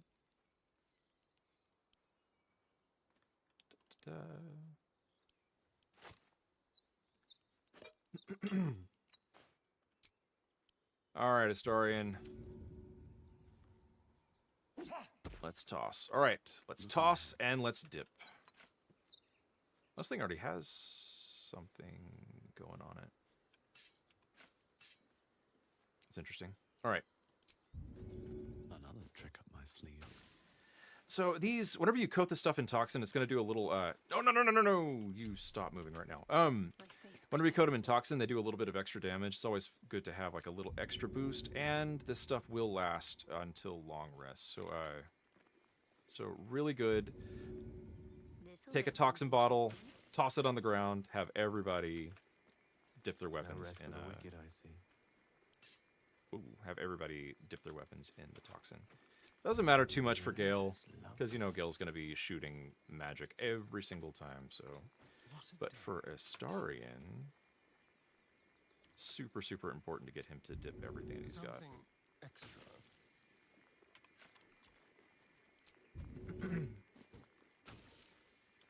All right. Still breathing, despite Don't everything. walk in the toxin, Shadowheart. Jeez. Light on my feet. Did Shar save you from stepping into toxin like a goon as well? Ooh. There are barrels over here that need to be gotten.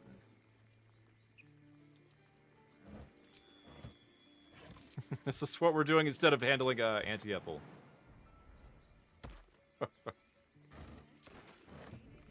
Gotta loot barrels, you guys. It's hyper important. Way more important than anti-ethel.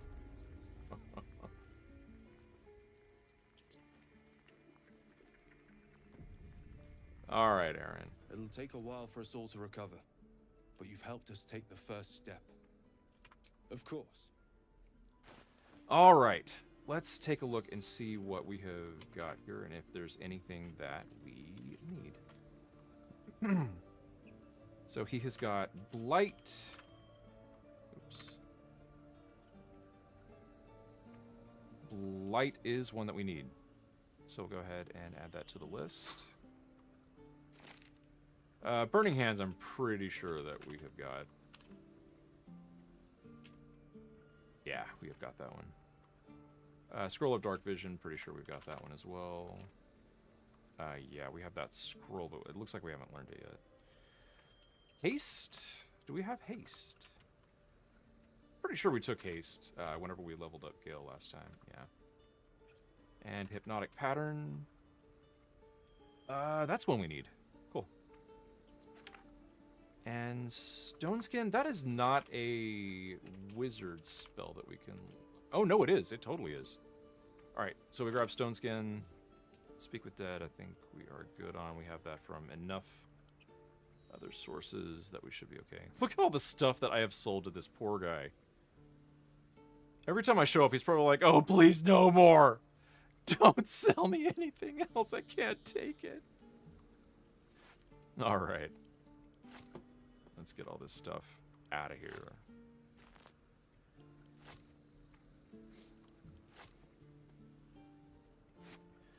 Ooh, those scrolls are like almost 1,000 gold. That's a little rough, you guys. Great X +1, I don't need that one.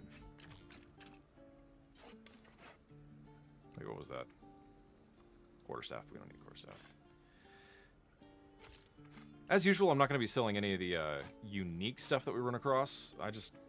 I like keeping that around. If not for Gale, then for obsessive compulsive completionist stuff. Gloves of missile snaring, metallic gloves.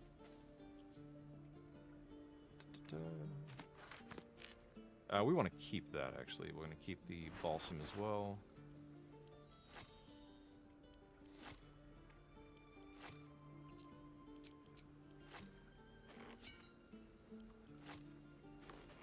Oh, did not want to sell that. I think that was an alchemical ingredient. Yeah, we definitely want to keep that. That's alchemical. That is not. That is definitely alchemical. We're keeping that around.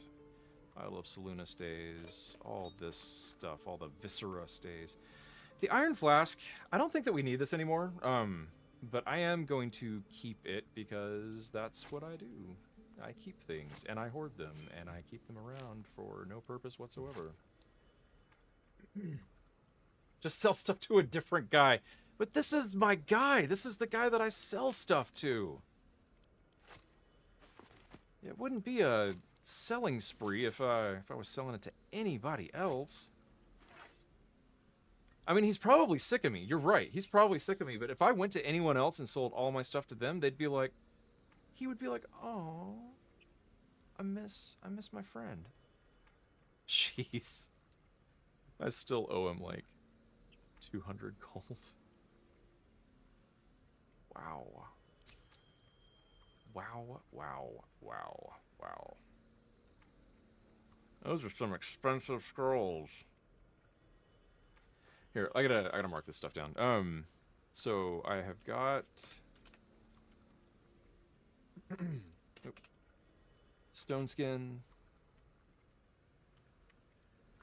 I have got hypnotic pattern, hypnotic. I have got blight. Cool. Well, I guess I don't have them. Now I have them. Now I have them. And I think the others had a couple things that need to be sold as well. Yeah. Like body parts. Kind of gross that this vendor wants these body parts, sicko. See, that's why I keep on going to this guy. I know he's going to give me a discount because he's a weirdo. He buys anything I can give him. We can sell this rotten stuff. Need to organize Stargain's inventory a little bit, but I'm going to hold off on that for now. Another helmet, that stays. Bucket goes. Severed head goes. Yeah, that should do it. Alright, cool. May you keep balance. I am. Jeez. Alright. Next up, I want Astarion to do some biting.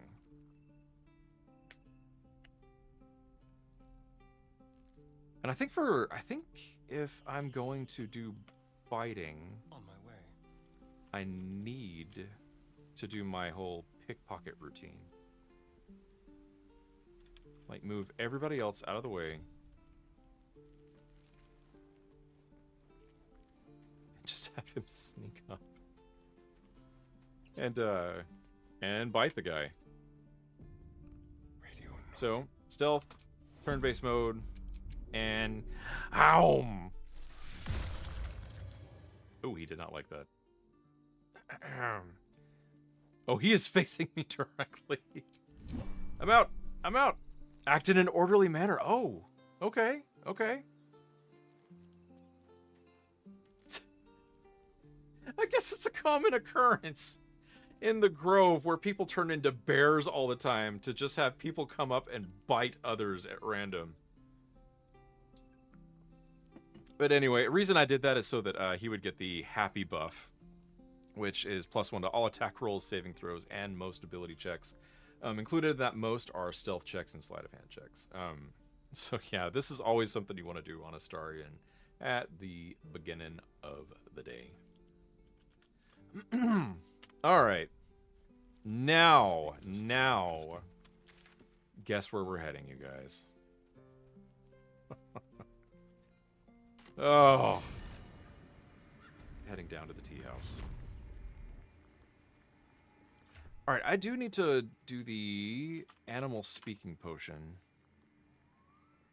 So we're going to toss that over to... Oh, I'll just have Nerdad drink that.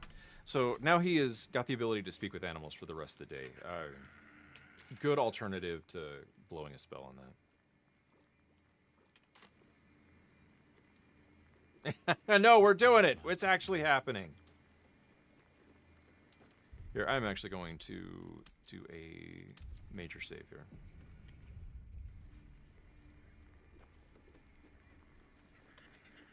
And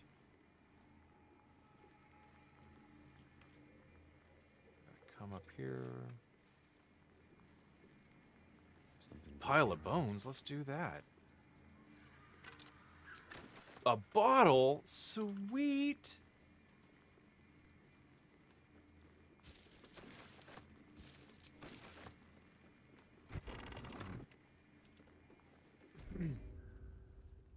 I don't want a crumb left on that plate, girl. Auntie Ethel, please. One more bite and this pie is gonna come back up to say hello. Don't make me get the wooden spoon. You're eating for two, so get to it. If it isn't the cheekiest pup of them all. You'd best have one hells of an apology for me, young man. You'll get no apology from me, hag. I do like the mouthy ones. You know, I was gonna give you a swift kick up the arse Language. and show you the door. But I think you and I could have a bit of fun together. Gods grant me patience. Eat up, Mayrina. I won't say it again. That's Mayrina. I have some bad news for her. The lady doesn't seem to be enjoying her dinner. Do you treat all your guests so poorly? You said you had something for the parasite. I'm gonna go ahead and do that's Mayrina. I have some bad news for her. Keep that hole under your nose shut, or things will get messy. You know what that sounds like to me? Leverage. What is it? What's going on? Auntie Ethel killed your brothers. That can't be true. Ooh, I got disapproval from Astarion. They were being rude, and I detest rudeness. Oh, well, if they were being rude. The deal is off. Enough, away with you. Blessed silence at last. Some time in the cage should do her good. And you'll regret sticking your nose in my business.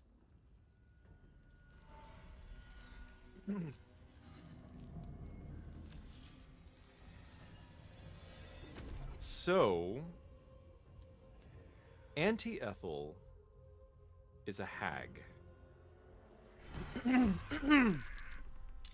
Hags are pretty horrific creatures. It is worth noting, she does have 112 HP.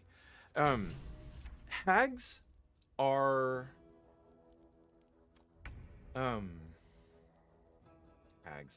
hags are like Ursula from The Little Mermaid. Like, they will use their magic to do all kinds of wonderful things for people, but there's always a horrific cost.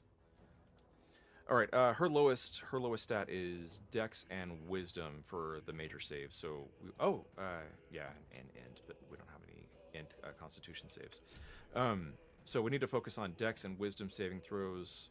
Alert, Fey Life makes it easier for the wearer to succeed Death saving throws, and we got Dark Vision. All right, fairly straightforward at this moment, but one of the things that I need to do is I need to make sure that Gale has Magic Missile on him. Do not let me forget that.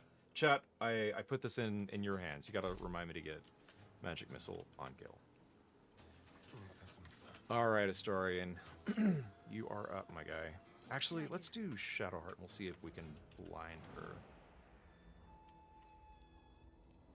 Let's see if we can blind her.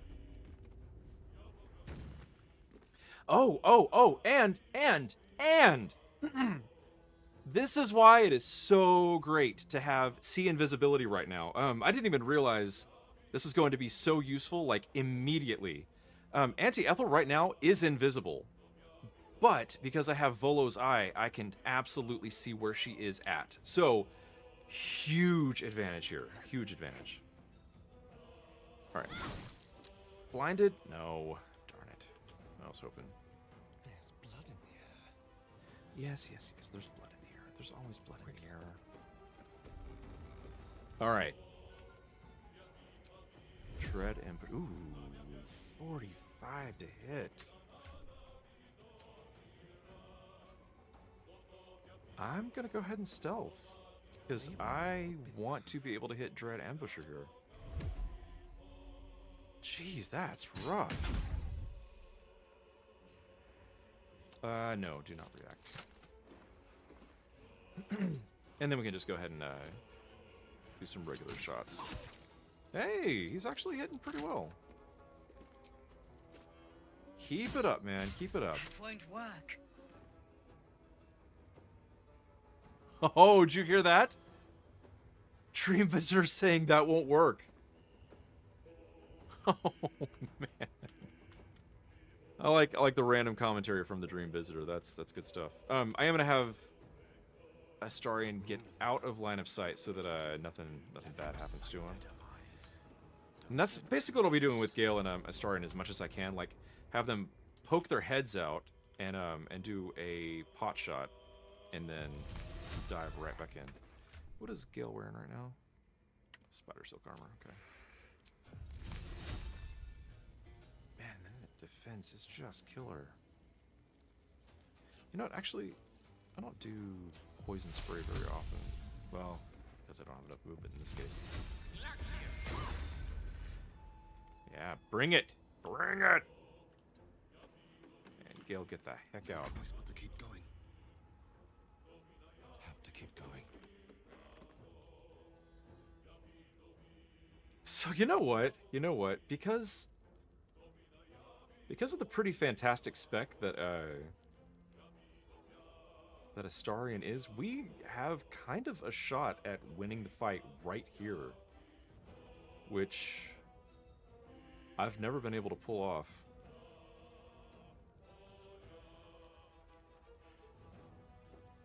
We've never really used fighters that much, but let me talk a little bit about fighters. Especially Battle Masters. Battle Masters are really, really good. They have these special superiority maneuvers that always add extra damage to whatever it is that they're using the superiority mover on. But there are all kinds of different status effects or other things that you do with the superiority dice, or these superiority maneuvers. So, like, there is... Let me get these a little bit arranged here. Actually, I thought I had another set. Oh, the third one is riposte. So, like, I can do an attack that will disarm somebody, possibly, and do extra damage. And then I have another attack that will push somebody, possibly, and of course, do extra damage. So, if I can get them to a point where they are... where they grant advantage, and I'm not taking one of those yet, but soon I will. If I can have them at advantage, then I can just wail on them after I do these special maneuvers. So what I'm going to do right now, I don't want to push, I don't want to disarm, so I will just go right on ahead and... You know what? I'm going to go ahead and try to daze her. Ethel needed an 11 to save. They rolled a 20. Let's go ahead and force her to take... Oh, that was for Simple Toxin! Oh, no! I did not mean to do that. But she is dazed. Daze is a pretty good status effect. Disadvantage on wisdom saving throws. Can't take reactions. So that means we're going to have a little bit of freedom to get out of opportunity attacks if we need them. And then they lose a little bit of armor. So, good way to set up your turn. Yeah, let's go ahead and start wailing on her. I'm going to go ahead and end my turn. I'll end her turn too.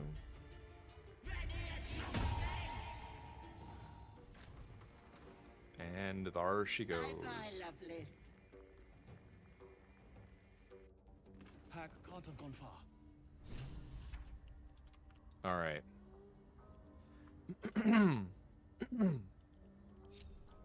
So that went really well. That went really, really, really well. Still alive, so that's progress. Didn't have to burn any of my resources. Did almost an entire health bar against her of damage. So, yeah, that went super great. And we're going to go ahead and head into her little hidey hole.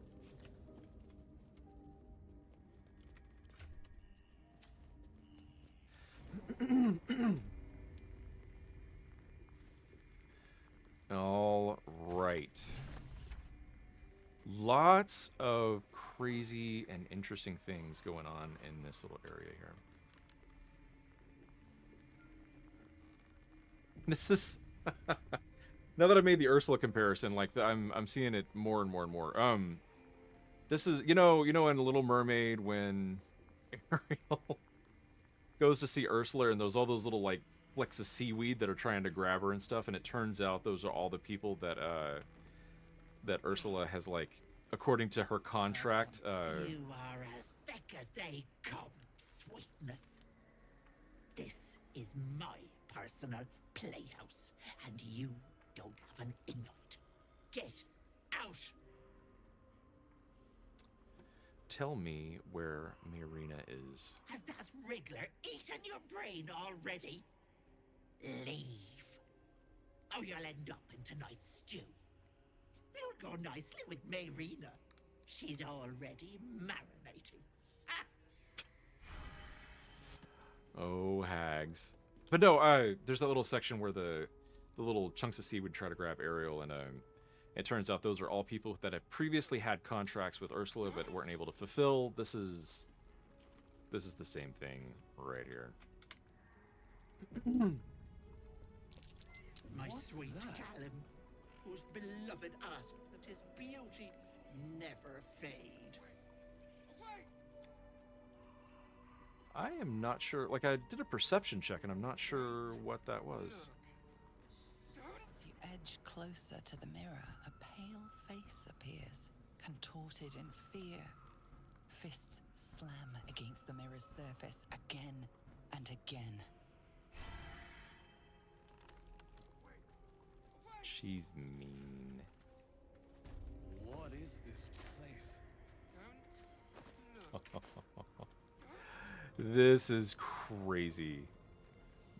Beheaded elf right here, and when you talk to him, his portrait is a decapitated head. My darling Mackerel. She wished for the mind of a genius, but that silly head crushed me. Ouch, down here. And it's sad too because Auntie Ethel was so sweet whenever you met her in when you met her in the Emerald Grove. Seemed so helpful. It turns out it was all an act to get us in here. Let's see. I think we're good.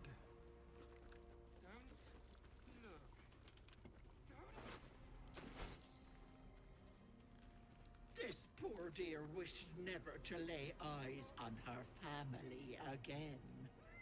So she took out her eye.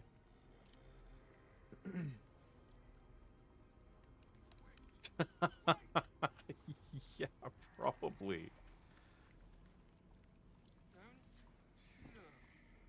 Oh. My dearest Ephraim, he begged me to halt the deadly disease that ravaged him. I tell you, like, she is pretty mean. Pretty mean. What if we can get that stuff? You feel crushing waves of fear as the presence within the door recoils. It can't let people through, not again. What happened last time you opened? Images flash. A man cowering, a bag open at his feet. Gold coins spilling onto the floor. His cries for mercy are cut short as the hag slices into him. Oh, gore dismembering him warning here, y'all. Painstakingly, limb by limb. She cackles. The man's remaining flesh twisted and contorted, becoming the twisted surface of the door before you. Flee, you feel it cry. I'm not afraid of that hag. A scene appears in your mind. 2 paladins and a cleric marching through the door, shrouded in the glow of I like the way divine. this scene is done. Weapons brandished, they charge into the hag's lair. Screams of terror pierce the air. You let them in? Naughty. That's a decade for each. You're mine for 30 more years. So Pecker. creepy. Oh, it's so creepy. All right, is there another way You in? see an image of blue skies and sunshine as the door shudders a warning. Run. If I kill the hag, you'll be free. Oh, and remember, I don't actually have charisma anymore. So I think I'm going to go ahead and go with intimidation on this, just because I do have a little extra bonus on that. I miss not having charisma, you guys. The door shudders, imagining its own frame cracking and splintering. splintering in a raging inferno. And besides, I can do intimidation now You because I'm see not a the paladin, hag? so I can be a jerk. She walks through the door, its form shimmering. With a jerk, you're pulled from the vision. You feel the presence within shrink, terrifying. I know, cranberry sauce on the floor, and mean old Auntie Ethel, it looks like she, removed that guy's prosthetic arm. No, no, don't look. Mustn't look, mustn't see. Are you alright? I see it. What's to come? You realize there's magic at work. Some type of spell. An illusion. Me. Dead. Dead. Flesh rotten, bone shining.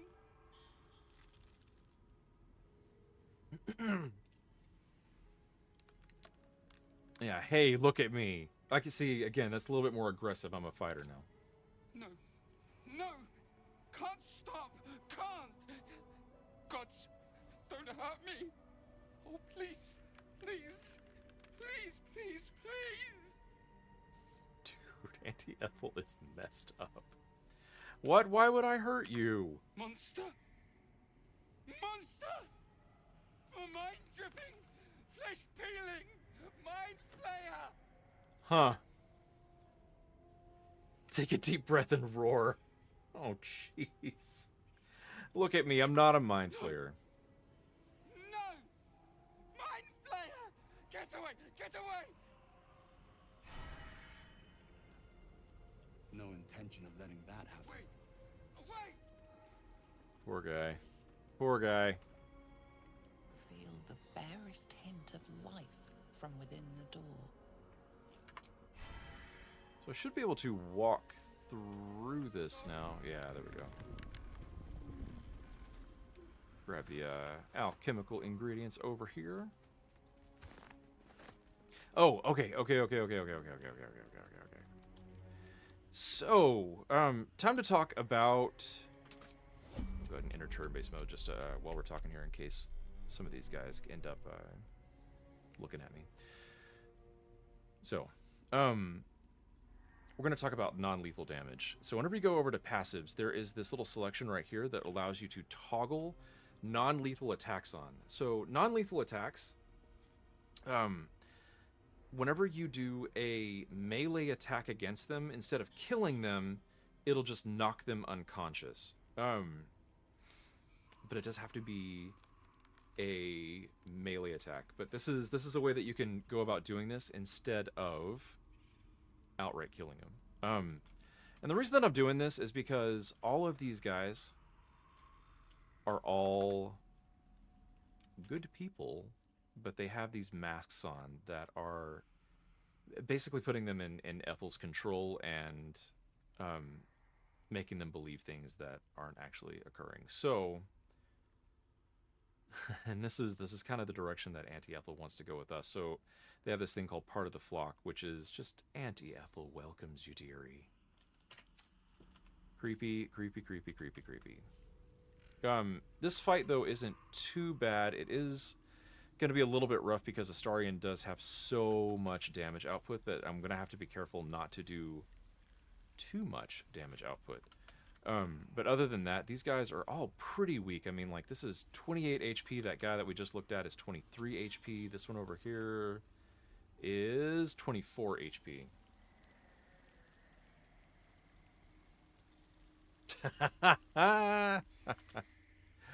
Oh, more Final Fantasy stuff. All right. Let's go ahead and... We're going to have everybody go ahead and stealth, and we're going to go ahead and move everybody in.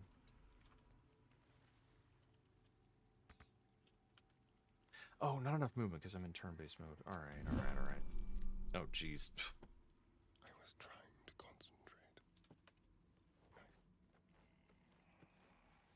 We'll move up Gale. Get Shadowheart moved up as well. Okay.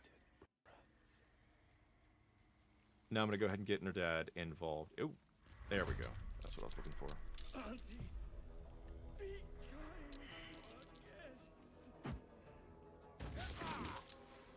Whoa, threw a slime bomb at me, huh? I'll break their pretty little bones. Curse of Regret. Let's see, what do we got? Curse a creature with regret. Takes 4 to 10 psychic damage every turn. Becomes vulnerable to psychic damage. It is a level 1 enchantment spell, which makes me think that it's not worth burning counterspell on.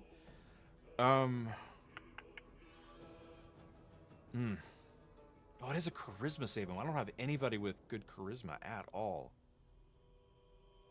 You know what? I can take the damage. I can take the damage. Yeah, that did actually hit them though. That's a huge bummer. Oh, and they did a little AoE thing and got Astarion in the fight before I actually wanted him in the fight. That kind of stinks.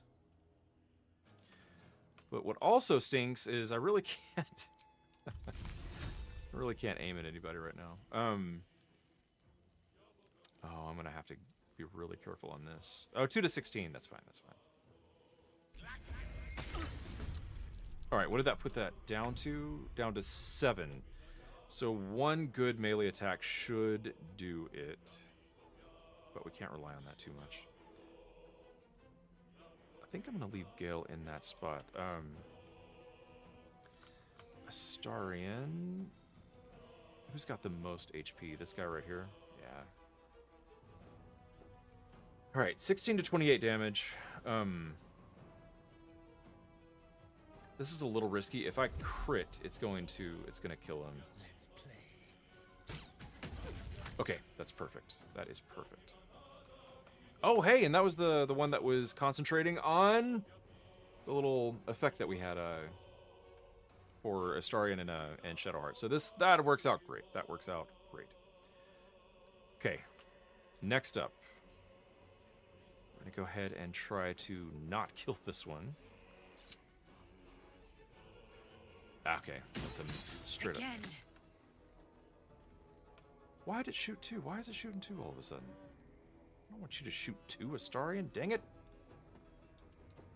The idea here is I just want to try to weaken all of them so that 1 melee attack will take care of them.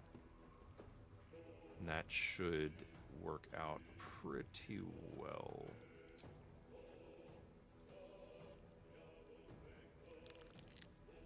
Yeah.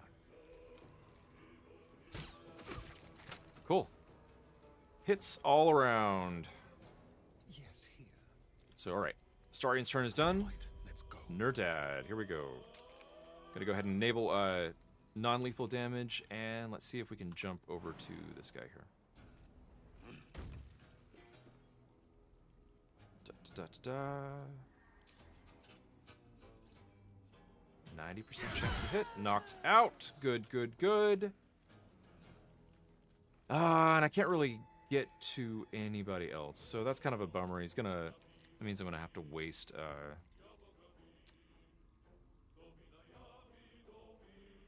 I'm gonna have to waste my extra attack, but if I do action surge,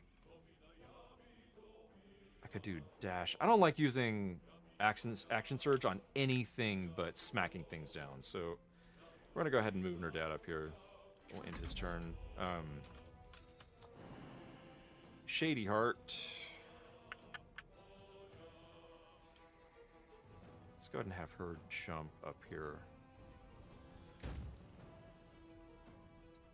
Ah, yeah, and that's gonna get her plenty. Okay, once you toggle it for 1, it gets toggled for everything. So, but just do need to be aware the passives are in that little section right there. In case you have other passives, but the main one is targeting non-lethal attack or toggling non-lethal attacks. And this should knock this guy out. Yeah. Swords meet sorcery. And Gale is done with his turn. I won't hurt them. See, look at these poor guys. They're trying not to, they're trying not to hurt us. Oh man, that Curse of Regret, though, is brutal. Brutal, brutal, brutal. Okay. So Nerdad's gonna come over here and take this guy. He can jump so far, it's ridiculous. All right, this should do okay. Yeah. You know, it does make me feel bad though, because even when you are knocking them out, they're like, the toxin did damage and killed him. Aww, poor guy. Now I feel bad. Try something else. Something else? Jeez, that dream visitor is getting demanding.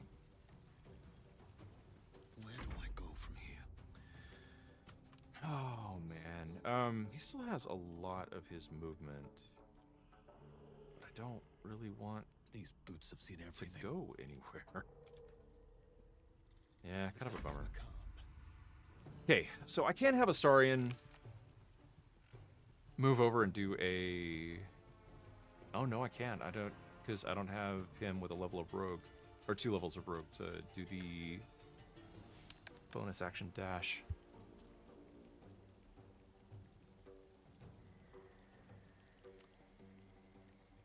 Man, not really anything I can do with Astarion right now. I feel like he doesn't have a whole lot of regular old... Oh, well, he's got to go through mud. That's why it's not ideal.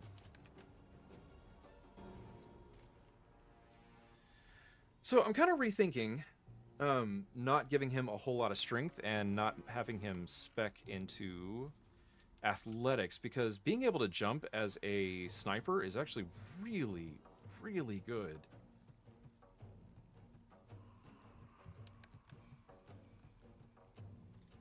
Yeah, I'm just gonna have him chill out right here.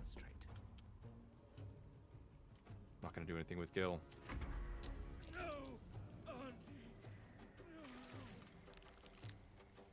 Jeez, Shadowheart has taken a lot of damage. There we go. Okay. Oh, the toxin got him again. Whoops. All right, I feel a little bad. So the part of the flock is actually from wearing this whispering mask. I'm just gonna take one of these for right now. Oh, but jeez, Shadowheart took quite a bit of damage on that. Just wondering, yeah, I mean, I'm gonna have to heal her. I'm gonna have to heal her regardless. Do I go ahead and burn a healing potion or 2 or 5? I think I've got enough. I may as well. Because I didn't use up any spell slots or really anything that would require me to need a short rest, so I don't want to use a short rest if I don't have to. If I can just use a whole bunch of potions, we may as well just do that. Okay. What to do? Wonder if the gods are watching. So yeah, this guy's already dead, so we're just gonna take everything he's got. So one of the crazy things about these guys is if they are knocked out and you take off their mask, they die. So we ain't gonna do that. But we can loot them for other stuff.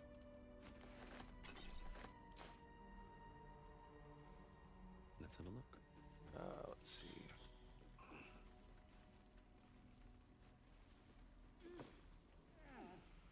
And hey, look at that. Poisonous slime bomb, and there was a note that we're going to take a look at as well.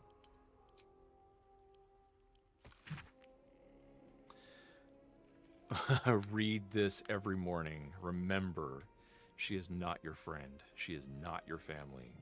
Do not eat the food unless she is watching. Do not drink the tea unless she is watching. Do not wear the mask. Do not wear the mask. Do not wear the mask. And the word lies is written in large, thick letters across the rest of the text. These poor people, I swear.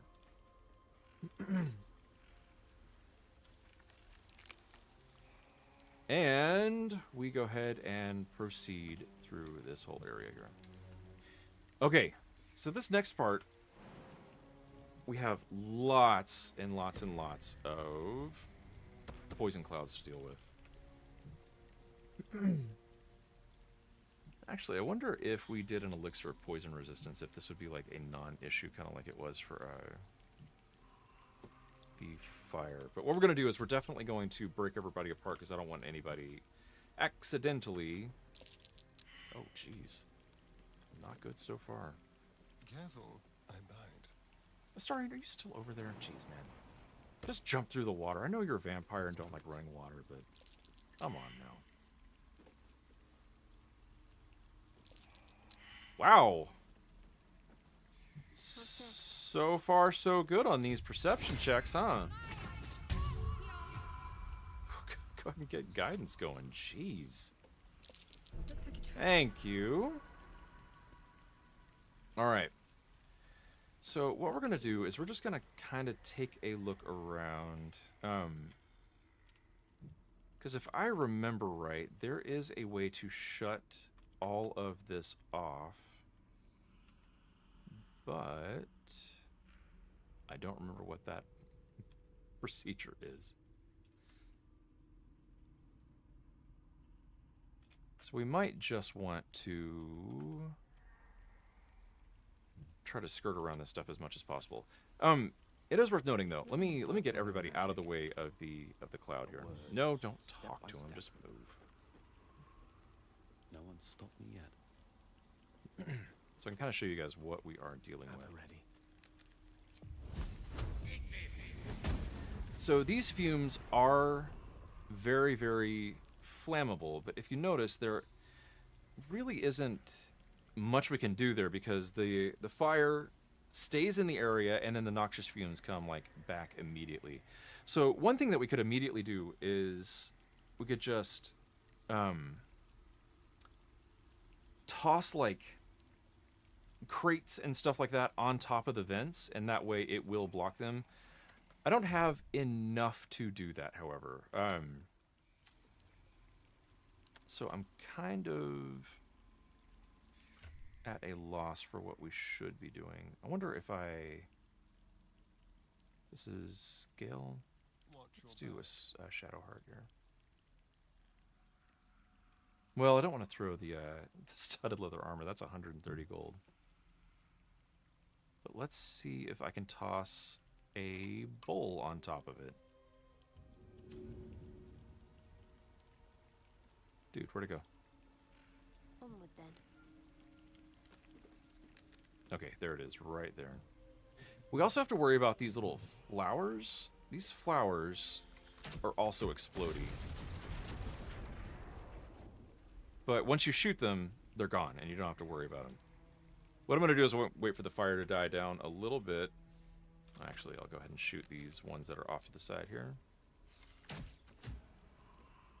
Do I have to have them detected before I can shoot them?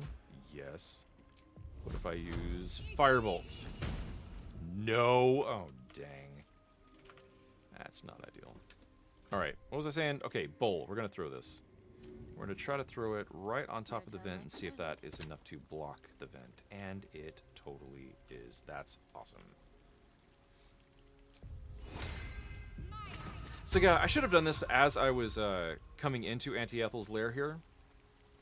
But you want to take a whole bunch of just extra anything that you've got so that you can block these vents off.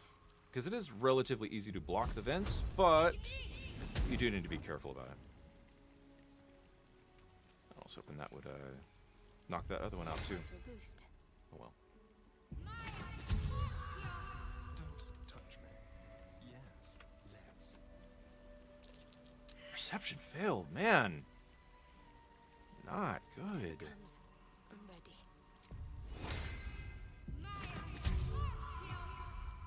Let's move. Really want to detect that flower so I can shoot it from a distance. Oh my gosh. All right, Gale's always my perception pinch hitter. He's got terrible perception, but for some reason he always is there to detect all the things that my hyper-aware people can't see. And it is frustrating as the player because, oh man. I'm just gonna have to be super careful going around that thing. It's frustrating as the player because you're like, it's right there. It's right there, guys. Come on. You don't have to be like super good at detection to see that it is right there. Oh, I do not want Gale doing this. I would prefer... Yeah, I would prefer Nerdad doing this, actually. Find a way forward.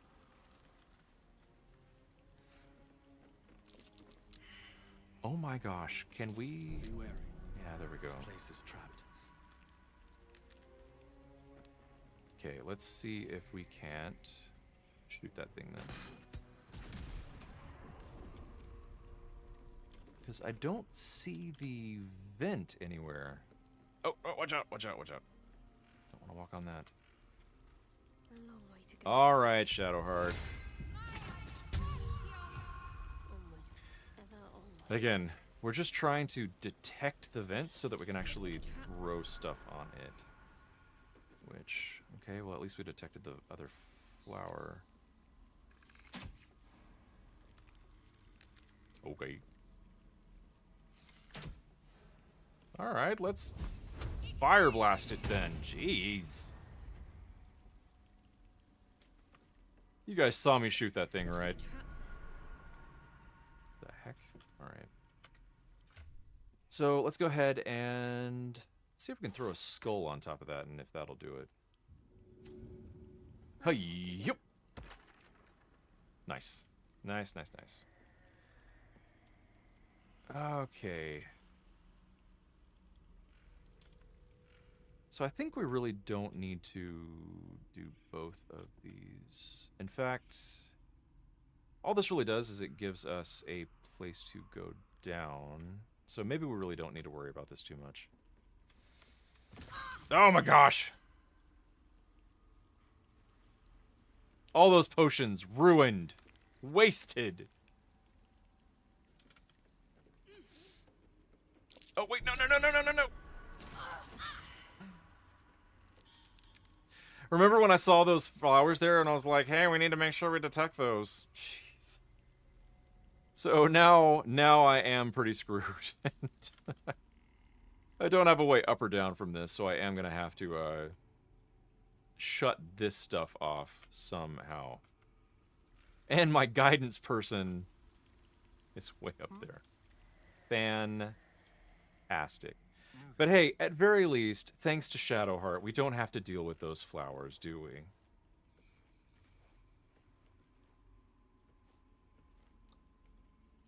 Oh, man.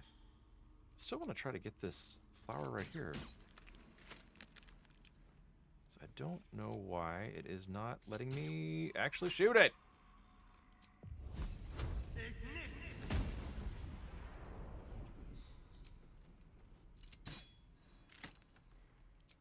Let me shoot it, please. Fine. Oh, man, I'm really uncomfortable with that thing being there. You know what I could do, though? I could have Gale do Featherfall on all of us. And then we can all just jump down, because thanks to Shadowheart, she's taking care of all of the traps down there. Alright. Let's get rid of Tasha's. We'll do Featherfall. Featherfall. And then jump. And then jump. And then jump. Featherfall is super, super useful in Baldur's Gate 3. There's so many times that you have like long paths to jump down. And it just works really, really well. Someone there. Alright, let's get guidance on Astarion. Because he's going to be our detectist. And we'll see if we can detect some of these things over here. Alright. Someone's left a trap out for us. So actually, let's head up this way. I'd like to be able to have line of sight to these guys. Alright. Here we go. There we go. And those are just little spurts. Like, they don't have very good AoE or anything, but I need to check that out, actually. Let's get Nerdad up here. I've got a long road. But they do a hefty chunk of damage. And again, like, look at Shadowheart. She was basically... she was basically almost all the way up to full, and we had to burn another 2 potions for it. No. But hey, potions are a dime a dozen, so I guess it doesn't matter. Oh, this is another illusion door? Not the same one, is it?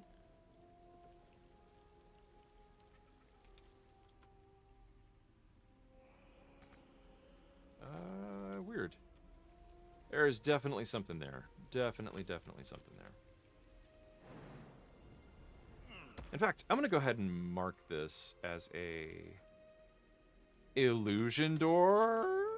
Oh, I can't put question marks. That's unfortunate. And we'll check that out later after we take care of Auntie Ethel. How delicious. One step at a time. All right. So another question that I have got is what to do with items from Auntie Ethel herself.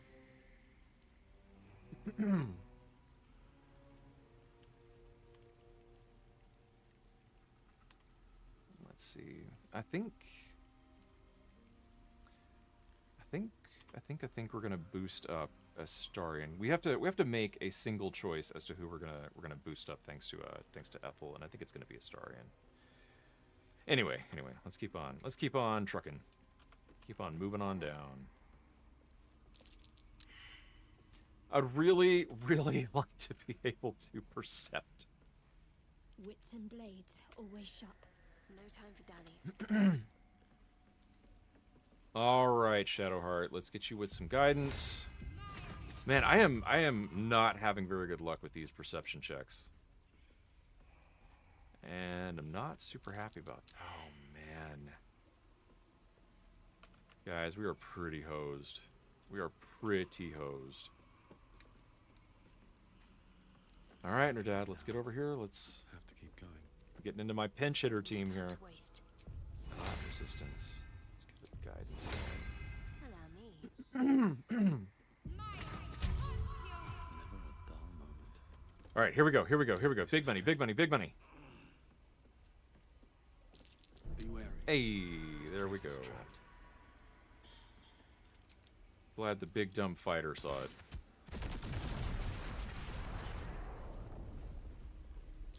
Be wary. This place is trapped. All right, is that the vent?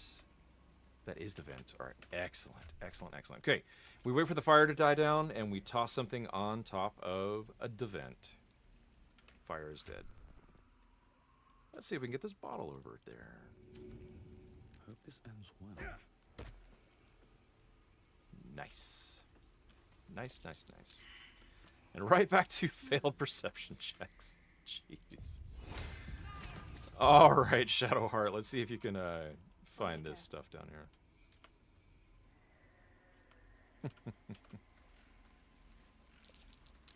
Perception failed. What the crud? I don't think I've ever seen perception fail this many times. And even with guidance, that's crazy. It's crazy, dang it. You need to pick me up.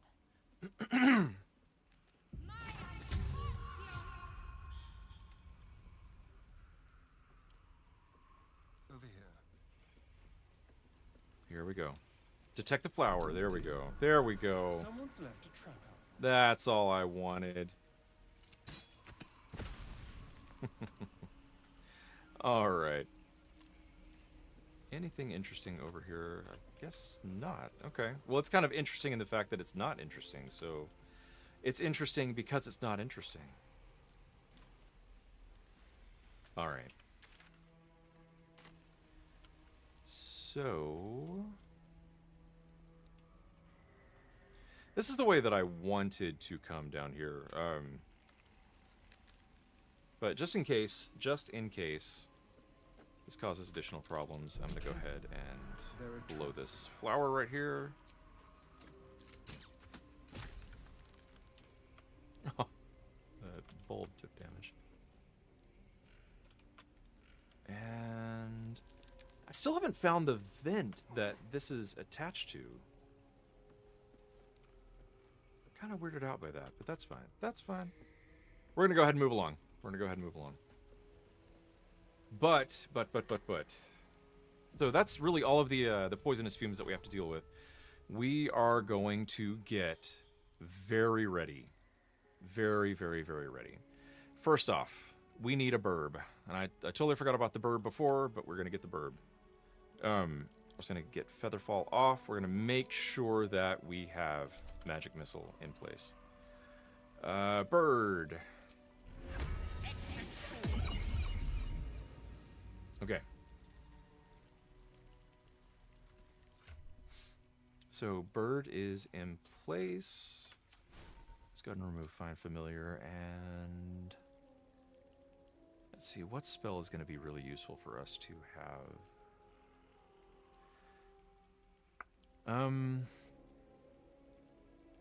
Hold Person's not going to be any good. Web might be okay. Not super okay, but okay. I would prefer to have a couple of level 1 spells other than Grease and Magic Missile. Although, I honestly... Wait, where is Shield? Oh, I have Shield on. I have Shield on already. Yep, Fireball, Counterspell. I don't want to do Flaming Sphere just because it could cause some issues. There's a couple of like important flammable things that are in this area, and I don't want to fiddle around with that. You know what? Let's just try keeping Tasha's on there. Yeah, we'll keep Tasha's on there. All right. We'll save that. Actually, let me make sure everybody else's spells are good to go. Well, Nerdad doesn't have any spells, does he? Spirit Guardians, we definitely want. Mass Healing Word, we definitely want. Spiritual Weapon, we definitely want. Blindness, yes. Shield of Faith, all these things. Yeah, should be good. And Astarion. Yeah. I mean, not that he can change his spells or anything, but... Tread lightly. All right. We are going to go ahead and do a special save here. Shouldn't have wished to live in more interesting And times. here we go. Swift as my feet can carry. Incidentally, I should talk about like the red minimap. When the minimap is red, that means that you can't take rests in that area. I guess you can take a short rest, but you can't go to camp. You're like in a danger zone. Danger zone. And that means that you can't get the benefit of a long rest, which is why I wanted to long rest when we long rested, because I knew we were going to be dealing with Auntie Ethel like pretty soon, and I wanted to have my full gamut of stuff to cast on her face.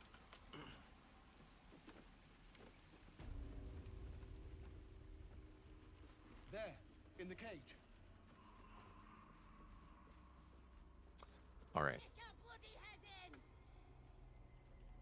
So what we're gonna do is I'm gonna go ahead and Lovely day this. For now. well, not too much that I need to do. I will put Gale up here. I will have Astarion. I think just move over here as well. And then Shadowheart and Nerdad can do their thing. There we go. All's well that ends. Not as bad as it could have. Is that a flower? Like a bomb flower? That is a bomb flower. What's a bomb flower doing in here? Stay idle. Best avoid that trap. Got to press Are there on. any other bomb flowers that I need to watch out for? Guess not. Okay. Let's just go ahead and take care of that. I do not want to have to deal with that during what's coming here. And it lit the torch. That's a nice little feature. That's great. No time to rest. Can't slow down.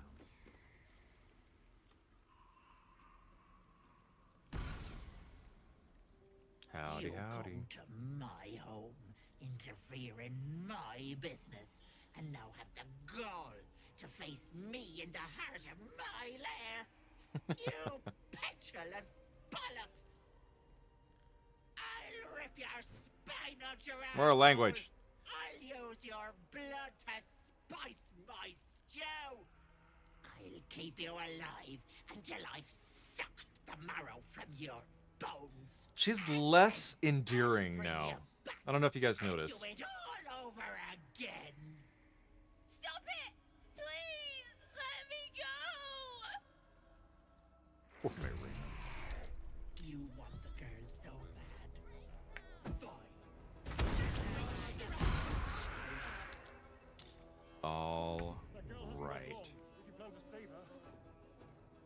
Okay. Oh, Astarion actually does have a little bit of a heart. Aww.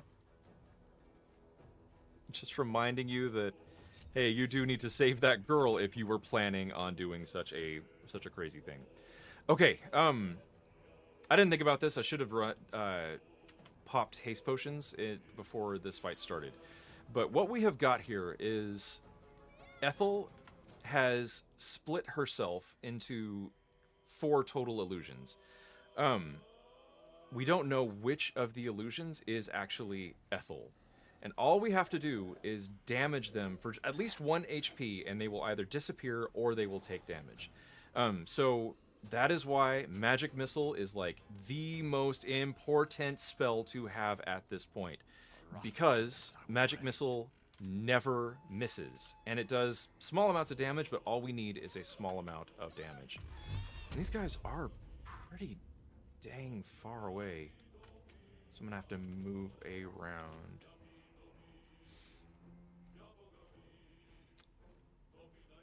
And you know what I'm gonna do? You know what I'm gonna do? I think I'm gonna have Gale and Astarion move close to Nerdad. And we'll go ahead and toss a potion out. Because I want this fight to be handled with a potion of speed. And you guys will be able to see, now that I'm level 5, you'll be able to see like how strong this potion is. So, speed. You know what, tell you what, let's toss it over to Astarion. Okay. Actually, no, I want to toss this to Gale. I want Astarion to be able to do as much damage as possible this first turn. Okay. Which I'm not going to be able to do because she went ahead and did the, she went ahead and did the illusion thing already. Okay. That's fine, that's fine. Throw. Alright, here we go. And they are all hastened, which is just delightful. That means that Gale does now have extra movement that we are going to need, and we're going to go ahead and scooch him forward, which might not be a smart idea, but we gonna do it anyway. Because this will allow us to pop 1 magic missile on that one, pop 1 magic missile on that one, pop 1 magic missile on that one. Alright, that's the real Ethel right there. But here is the deal. This Ethel will still do a whole bunch of mischief, so we have got to take her out ASAP. So let's see if we can get... no, the bird can't fly that far, so we're going to get the bird a little bit closer, but not super dang close. The other thing that we're going to do is, so Mayrina is in this cage that is now on fire. If the cage runs out of HP, she drops into the chasm and she dies. So we have a limited amount of time to take out... Okay, so normally we would have a limited amount of time to either completely take out Anti-Ethel or make it all the way over to this control orb and flip it, or what we can do is we can just have somebody shoot it. Because all of these little interactable things can be interacted with if you shoot them, although it doesn't seem like that actually did anything. So perhaps I should take it back. Alright. Astarion's gonna move in. And we're gonna go ahead and do Dread Ambusher. Oh, she's still out of range. That stinks. Okay, but here we go. We're gonna go ahead and have... Oh, she's high defense. I do not like the chances of hitting that. That stinks. And I might use an extra arrow here. Arrow of acid. I don't want darkness. Fire damage might be okay, but I don't want to spread damage too much. Lightning would be pretty good. Oh, arcane interference would be pretty good. I want to save that though. I really don't think I need this too much right now.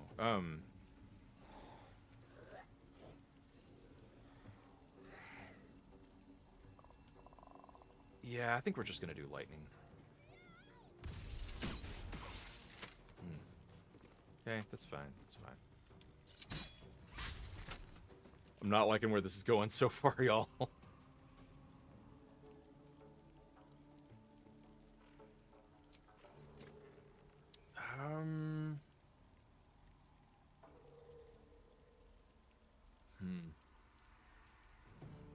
Yeah, let's just try to do an arrow of ice and just see what happens. There we go. That's what I was looking for. A nice, juicy, critical hit.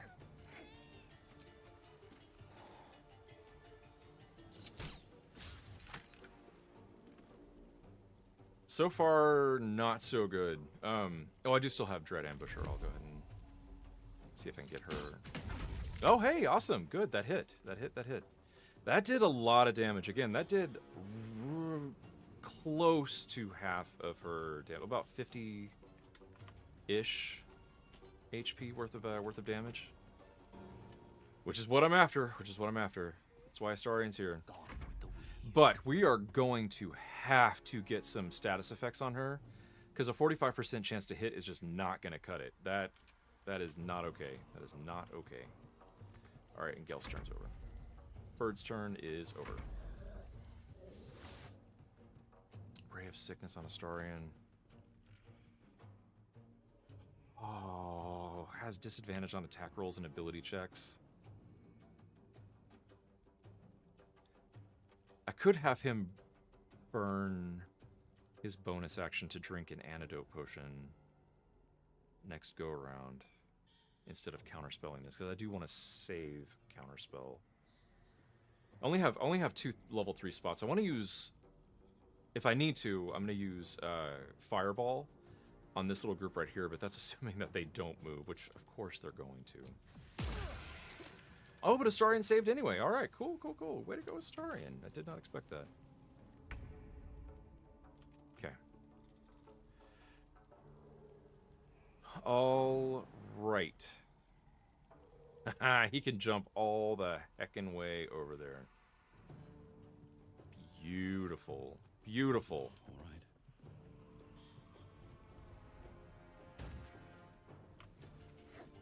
All right. Oh, and he fell. That's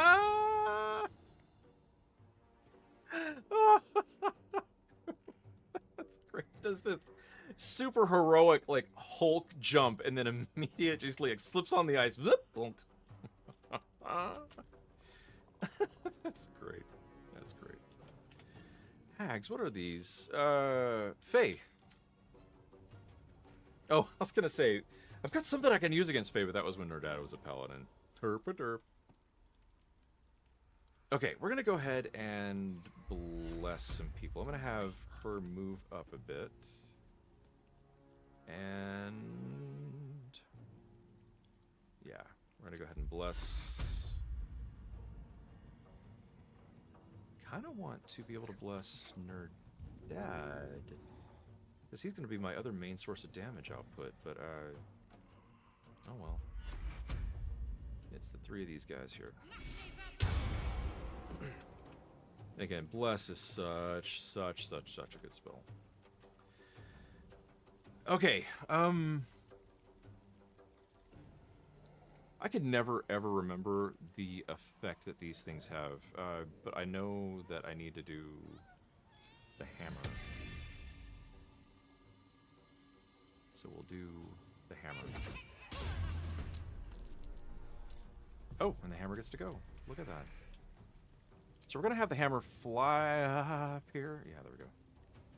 And try to hit this anti-Ethel so that it disappears. Yeah, there we go. Yes, feels good. Feels good. So this is going to be our procedure for anytime anti-Ethel casts these illusions. We're just going to, like, magic missile what we can and then try to poke down the rest of it. Okay. Oh, and it is worth noting, the reason that I wanted a hammer is because the hammer can... the special ability is Concussive Smash, which dazes the target, which is going to help us to hit, and but it's going to help us to hit in general, which is just delightful. Okay, so weapon is done. Shadowheart. I don't like how grouped up everybody is. That's going to be a big risk. Stuck in your teeth, slave. Man. Wisdom save. He doesn't have very good wisdom saves.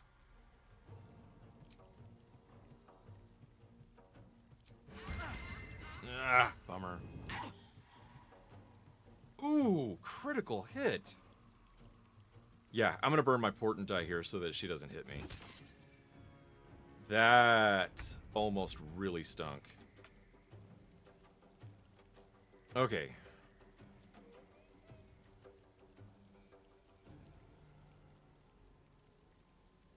Why is that all... Was he still using the Arrow of Ice? Don't think I want that to happen, but we're gonna deal with it anyway. Yeah. Okay. Here's a good call. So we're gonna use our offhand attack, which has a low chance to hit anyway. It's not as much damage, to get rid of Vicious Mockery. Okay. So that takes care of that. And let's scooch him forward a little bit. Actually, let's scooch him way the heck up here. Might be able to get a little height advantage here. Hopefully. Nope, because still outside of range for one thing. That is the one problem with the hand crossbows. Their range is not great. But that's okay.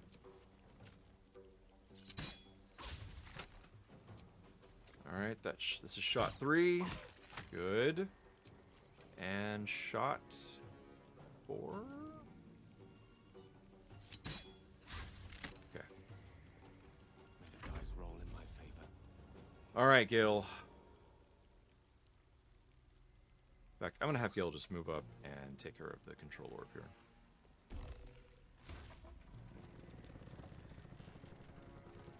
That do anything? Did that affect anything? I don't know.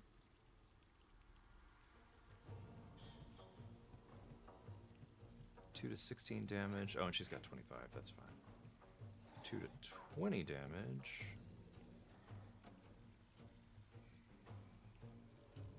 Yeah, let's just go ahead and toss that over. Yeah, not a very good roll. I didn't want him to have like a super high roll, but it could have been more than that. All right. So here is the deal with Ethel. You just want to get her low enough that she kind of chills out a little bit.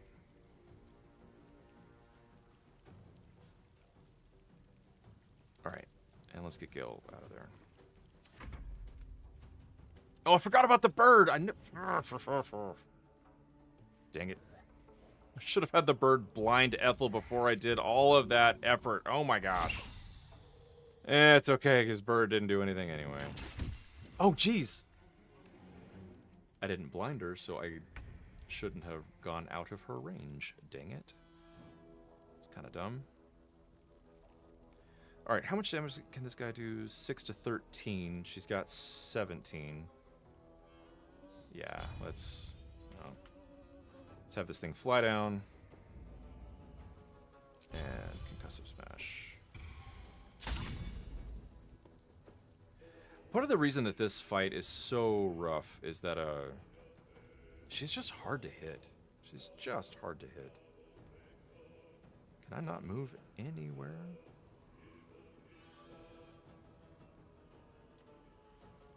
I mean, I still have movement speed. Okay. Well, so much for peace.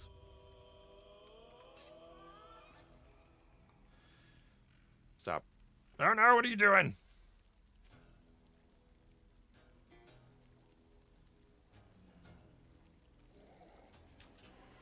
You know what? I'm going to go ahead and color spray her, just in case this does not go as intended. Okay. And heck, I still have a full action. But I'll just go ahead and do this Tears Protection. All things I should have done to begin with, but did not. This fight is basically done. I just need to be able to... Oof. I need to be able to take out a little bit more damage from her. To make me feel a little bit better. 2 to 20 damage. She's got 17. That makes me feel a little nervous. Sacred Flame is 2 to 16, so we'll just do that. Okay. Yeah, I feel good about that. Wait! Wait just a tick! Killing me is a waste of time. I'll find a way to return. Always have, always will. But it's unpleasant. So how about we be civilized about this, hmm? I have something you want?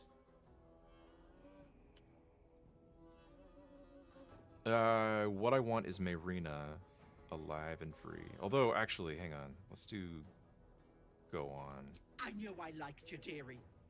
Let me leave with the girl, and I'll give you power. You want to be stronger, tougher, smarter? Done. Anything is possible. Just let me keep the girl and her babe. Not only would this be a vile deal, it would be folly to trust a hag's gifts. It's true. It's your choice, sweetness. Let's see. Yeah, I know a beaten opponent when I see one. Give me the power and the girl, and I'll let you live. Yeah.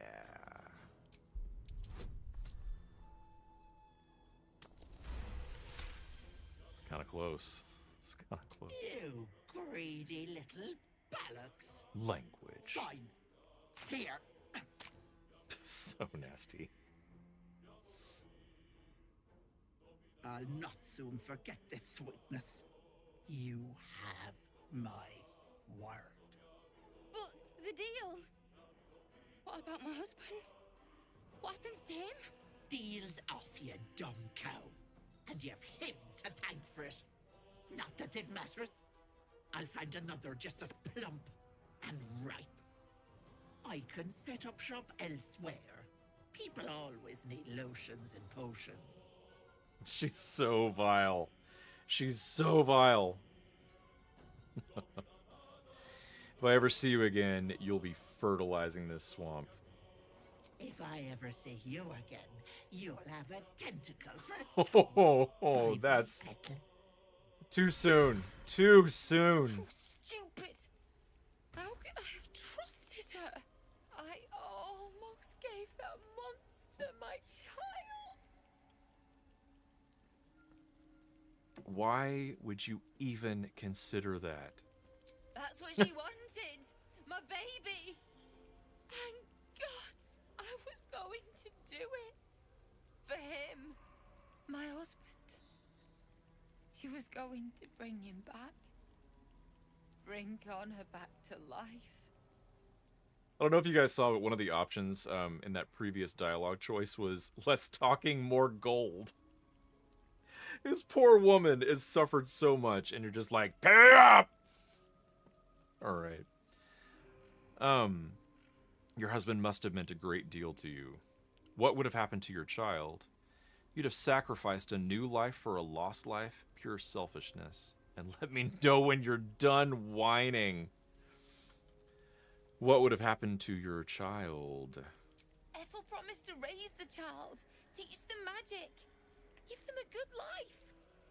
It's a damn sight better than I can do. I just wanted everything back. Back the way it was. Ethel saw you were vulnerable. She took advantage. And that doesn't excuse the deal that you made. I shouldn't have helped you. Ethel saw you were vulnerable. It's my own fault for letting her. Look, I don't like owing people. Here, this socket is worth some coin. Let's see. Not much indeed. Got anything else? Better than nothing, I suppose. Keep it. You don't owe me anything. Yeah, keep it. You don't owe me anything. Really? Oh, Starian disapproved of that. My husband gave it to me. Oh, geez, woman, you shouldn't have offered to take him home. To give it up then. His coffin is just upstairs. A decent burial is the least I can give him. Thank you. I don't think there's anyone else who would have saved me.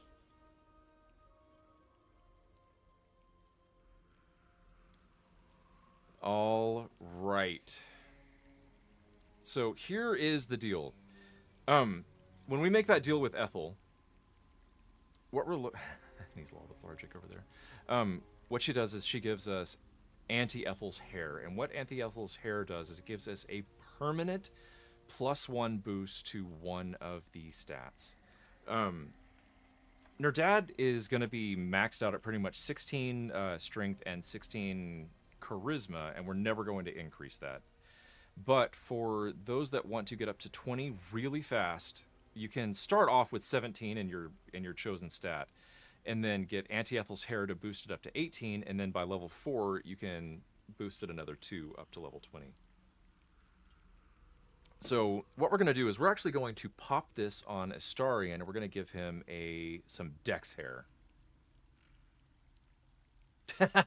Astarion deserves it. All right.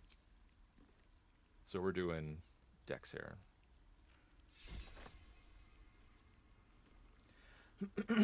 So here is the horrific truth about what Ethel was trying to do with that baby. So the way that hags reproduce, one of the ways that hags reproduce, is that they take a freshly born baby and consume it, and then after they consume it, the hag then gives birth to what looks like a normal human child, but is in fact a changeling that will change into a hag at the appropriate time. So all that stuff about that Marina was saying that Ethel was going to teach the child, you know, how to use magic and everything, that was a half lie and a half truth. There would have ended up being a baby that was capable of being a wonderful magic user, but it would have been a hag at the expense of Marina's child. Just everything about Ethel is horrific. So, still breathing, despite everything. Let me specify why I switched into a fighter specifically for this area. The problem with Auntie Ethel is that she, being a hag and being a horrific individual, Don't mind if I do. as a paladin, you have to kill her. You cannot make a deal with her, or you break your oath. And you can actually pay some money to, I think it's Withers, to unbreak your oath, to do like penance or atonement or something, whatever it's called. And if you do that, you become, you know, no longer an Oathbreaker Paladin. But it is like 1,000 gold, whereas this, switching classes and switching back, is only 200. And not only that, but there is another part here coming up soon where we're going to need to be a little more morally ambiguous than what we need to be. Than what a Paladin is. How do I know that?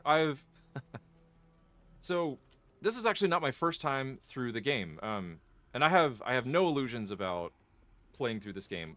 I play through the game initially as like a test run so that I know what's going on here, so that I can inform you, dear listeners, of strategies, about tactics, about things that are coming up, things to watch out for, tips and tricks, also so that I can play as efficiently as possible, and so that I can also be aware of any content warnings that that I need to let you guys know about.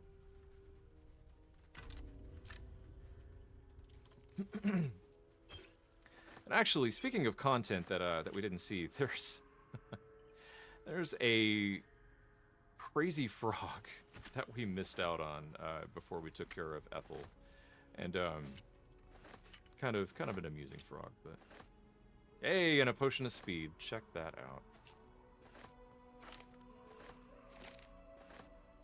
Lots of stuff in here.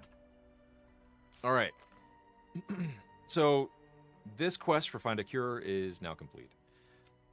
Embrace the potential, dreams, and stuff like that, blah, blah, blah. All right, save Marina. We found a wand with Connor's name on it, and could this resurrect Marina's husband?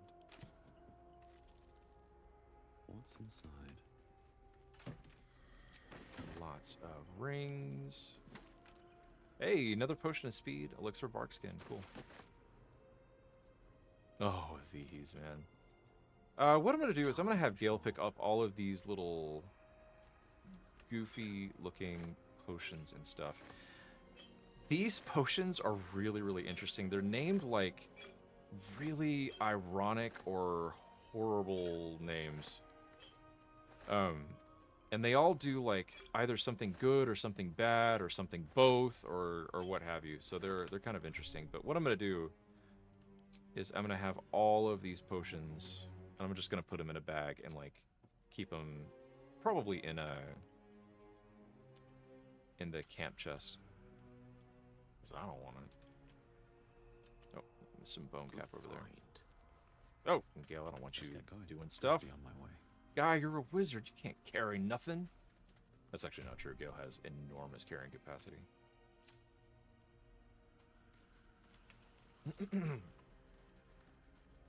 The vase here. And Staff of Crones. This is a pretty cool staff. It's not great, but it is pretty cool. So this is an uncommon special staff that lets you cast Ray of Sickness. Ray of Sickness, not my favorite spell, but it does provide a poison effect. And there will be a cloak later on that will allow us to do extra damage whenever we cast a poison spell. So we are going to keep this around for now, for whenever we get that Poisoner's Robe. All right. So what we're going to do is that everything that we want to loot in here? Yeah, I think so.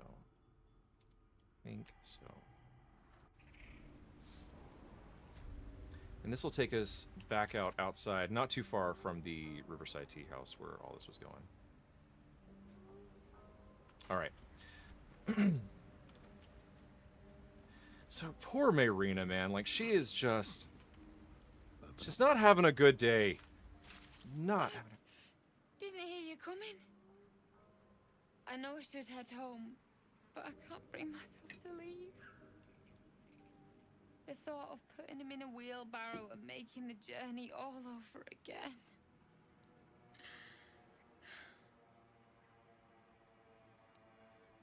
Are you all right? Not even a little bit.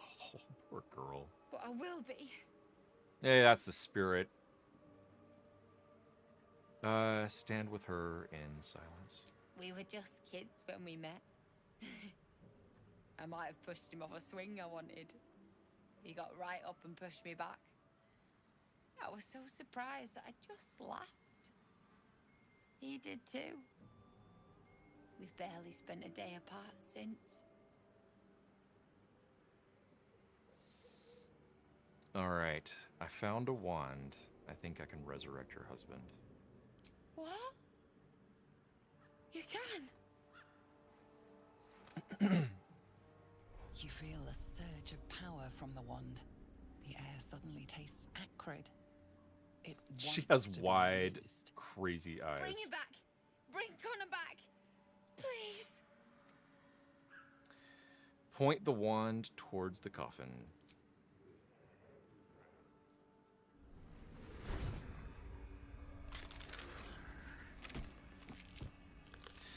Got a little monkey paw effect going on here. Why is he still dead?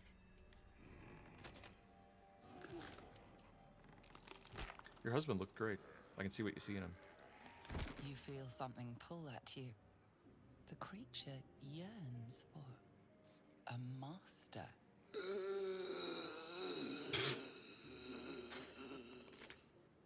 Oh, he's got flies flying around him and everything. Just gross. What have you done to him? So the hag fulfills her promise. It can never be simple, can it? And hold on, maybe it's not permanent. So okay, there are kind of three outcomes to this. One is, you know, you make the deal with the hag or you kill the hag. In which case, in either case, you get this resurrection wand here with Connor's name on it. From here, there are another two options. One option is here. Well, you'll see, and I'll talk about this in a second. Hold on, maybe it's not permanent. Not permanent. Bits of him have fallen off. I like the squeaky voice that she's doing here. Back the way he was, not this.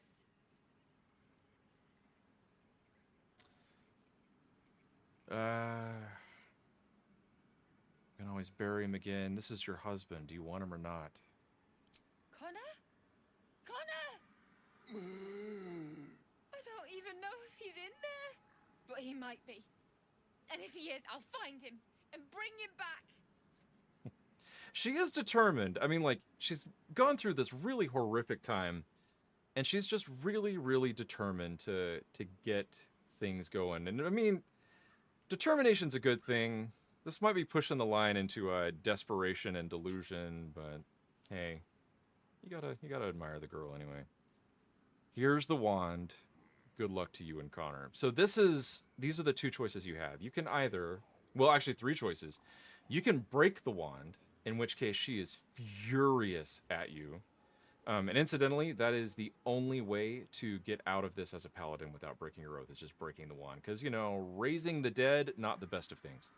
The second option is you just pocket the wand, and then you have a 10-turn zombie Connor that you can use in battle to kind of serve as a meat shield.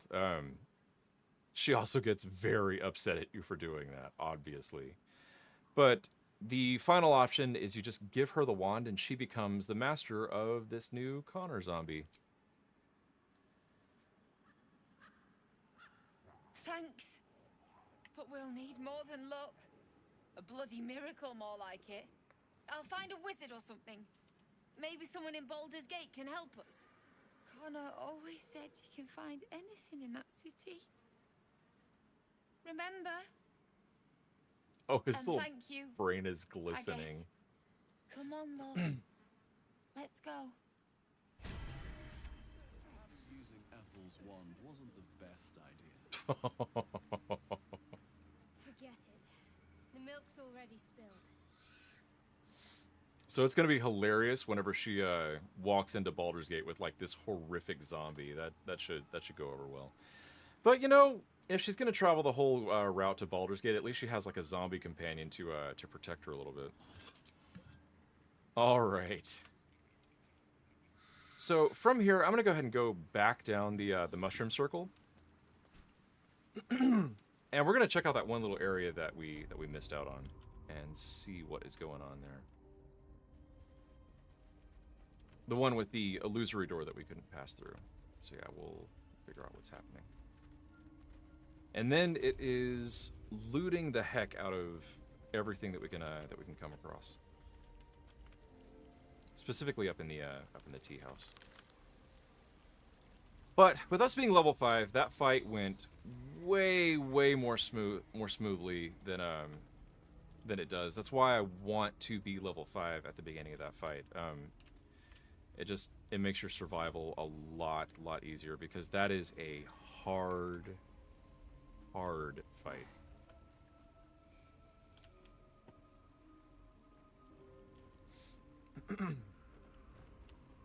All right, we're gonna have Nerdad jump up there again. We'll see what's going on. Picking impossible.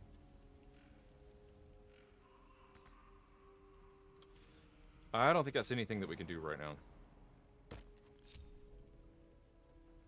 If I remember right, I believe that that door heads into the Underdark. But who knows? Who knows? How did I get up? How do I get up there? What's going on here? I know the ladder burned, but still, there should be a... Yeah. We have to go down this way. I was gonna say there should be a way to be able to climb up in that direction. And the reason I'm doing this is I want to check out all of the guys that were laying there unconscious before I move on back into the tea house to loot all that.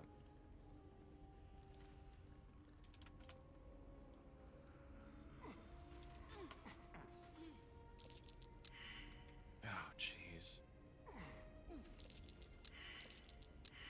I'd really like for you guys to be able to succeed on a perception check every rare now and again. Yeah. What about this one, my guy? Okay. Watch your back. So now that the fog or the poison cloud isn't there, we should be able to disarm this tracker. And sure enough, now we don't have to worry about us stepping and exploding the entire party. Wow. Incidentally, you asked what's a bomb flower? Those little flowers are the bomb flowers. They're just little explosive flowers that are super annoying. Where am I going? Oh, we have to jump through the waterfall.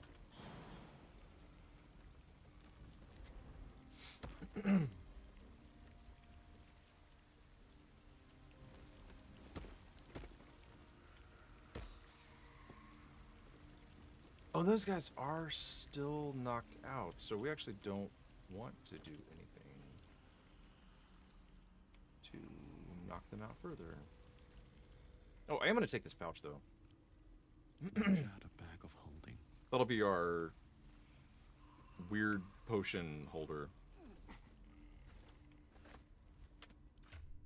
And in fact, what we're gonna do? Where'd that pouch go? My goodness gracious. Pouch. There we go.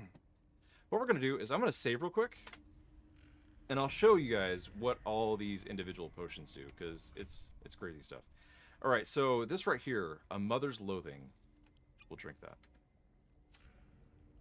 And Mother's Loathing means that you gain a bite attack. Until when? Until long rest? Yeah. The bite attack is just 2d8 damage. It's a full action, but Mother's Loathing. Well, get it, you guys. All right, Broken Promises. We'll see what this one does. Strength is increased by 2 until the next long rest. Until upon resting, strength is indefinitely reduced by 1. So not great. Butterflies in the stomach. Bleeding from the inside suffers 1 to 6 piercing damage at the end of the turn. Faltering Will. So this is disadvantage on wisdom saving throws until rest.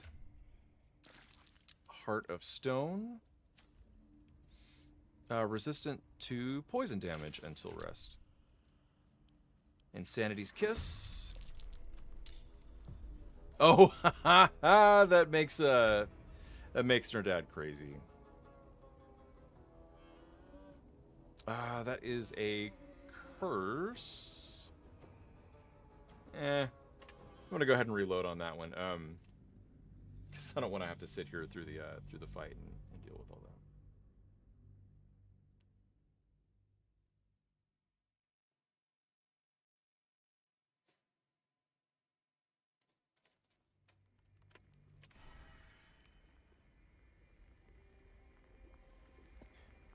All right, so back to drinking crazy persons. We did Insanity's Kiss, Lost Time.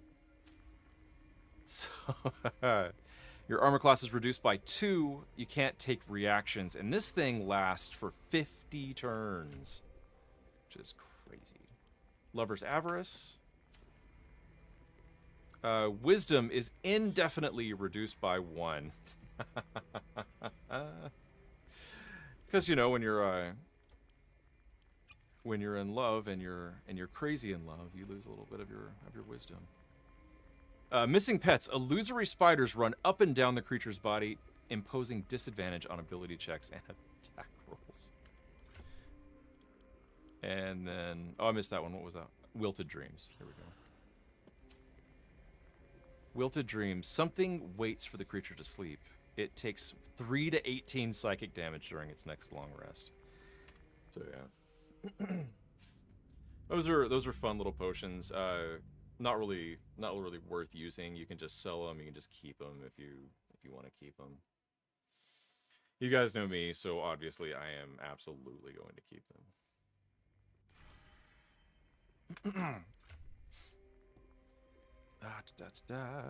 Yeah, so let's go ahead and put these in a pouch. That's an earthen bottle. And then we'll send the whole pouch to camp, so that's out of our way. And let's see, where is the exit to this place? I'm so turned around. There we go. Should mind my step. All right, and same deal. What we're going to do is we're going to go ahead and head back in this direction. We're going to talk to the people that we can talk to in here, because now that Ethel's gone, they should be free of the curses that they had. Is the hag gone? Gods, tell me she's gone. Oh, please. She's gone. You are safe now. May she burn in the 9 hells. The things she did. The things she made me do. Vile. Disgusting. Good gods. You're the one. The Mind Flayer. Hey, easy there. Not if I can help it. Can you still see it? No. The hag's gift is gone, but it's going to happen. Soon. I saw you screaming, covered in your own insides as that thing bursts out of your skull. You change, skin ripping from your body, and then you butcher everyone around you. Be specific. When will this happen? I don't know. It could be a 10-day. Could be any moment. I can't do this. You're too dangerous. I'm sorry.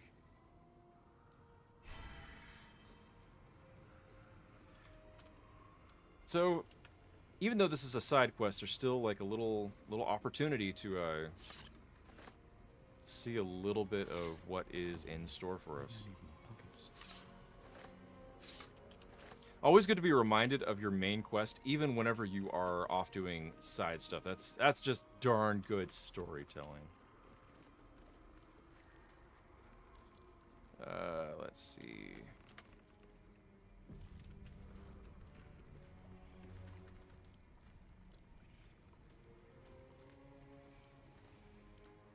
Let's see, do I have a way to unpetrify this guy? My dearest Ephraim. Let's see. I think it's a basilisk oil. Yeah. Let's take a look at this.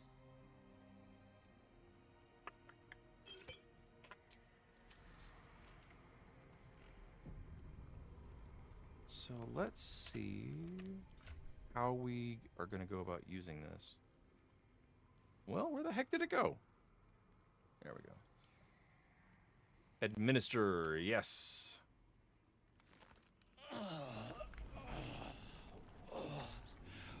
What in the bloody hells is going on? It's a guy with my face, but worse hair. I removed the petrification spell. You did what? But you can't. And you want to be petrified? I've the bloody bite. Larigo's bite. The petrification stopped it spreading. Oh no! No! No! No! Oh God! No! Ah!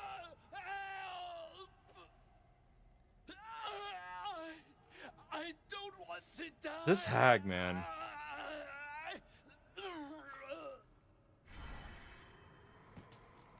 This hag, I swear, she is the worst.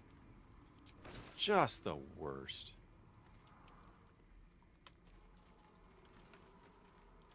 So, funnily enough, I think if I were a paladin, I might have been able to save him. No thanks. I'll give it a shot. Yeah, anything that we can do over here. My darling Macram. She wished for the mind of a genius, but that silly head, my sweet Callum, whose beloved asked that his beauty never fade. See the shadowed outline of a figure. Oh, nothing we can do with that. Ah, that's a bummer. All right. Oh, rogue's morsel over here. We can't leave that behind. Jeez Louise.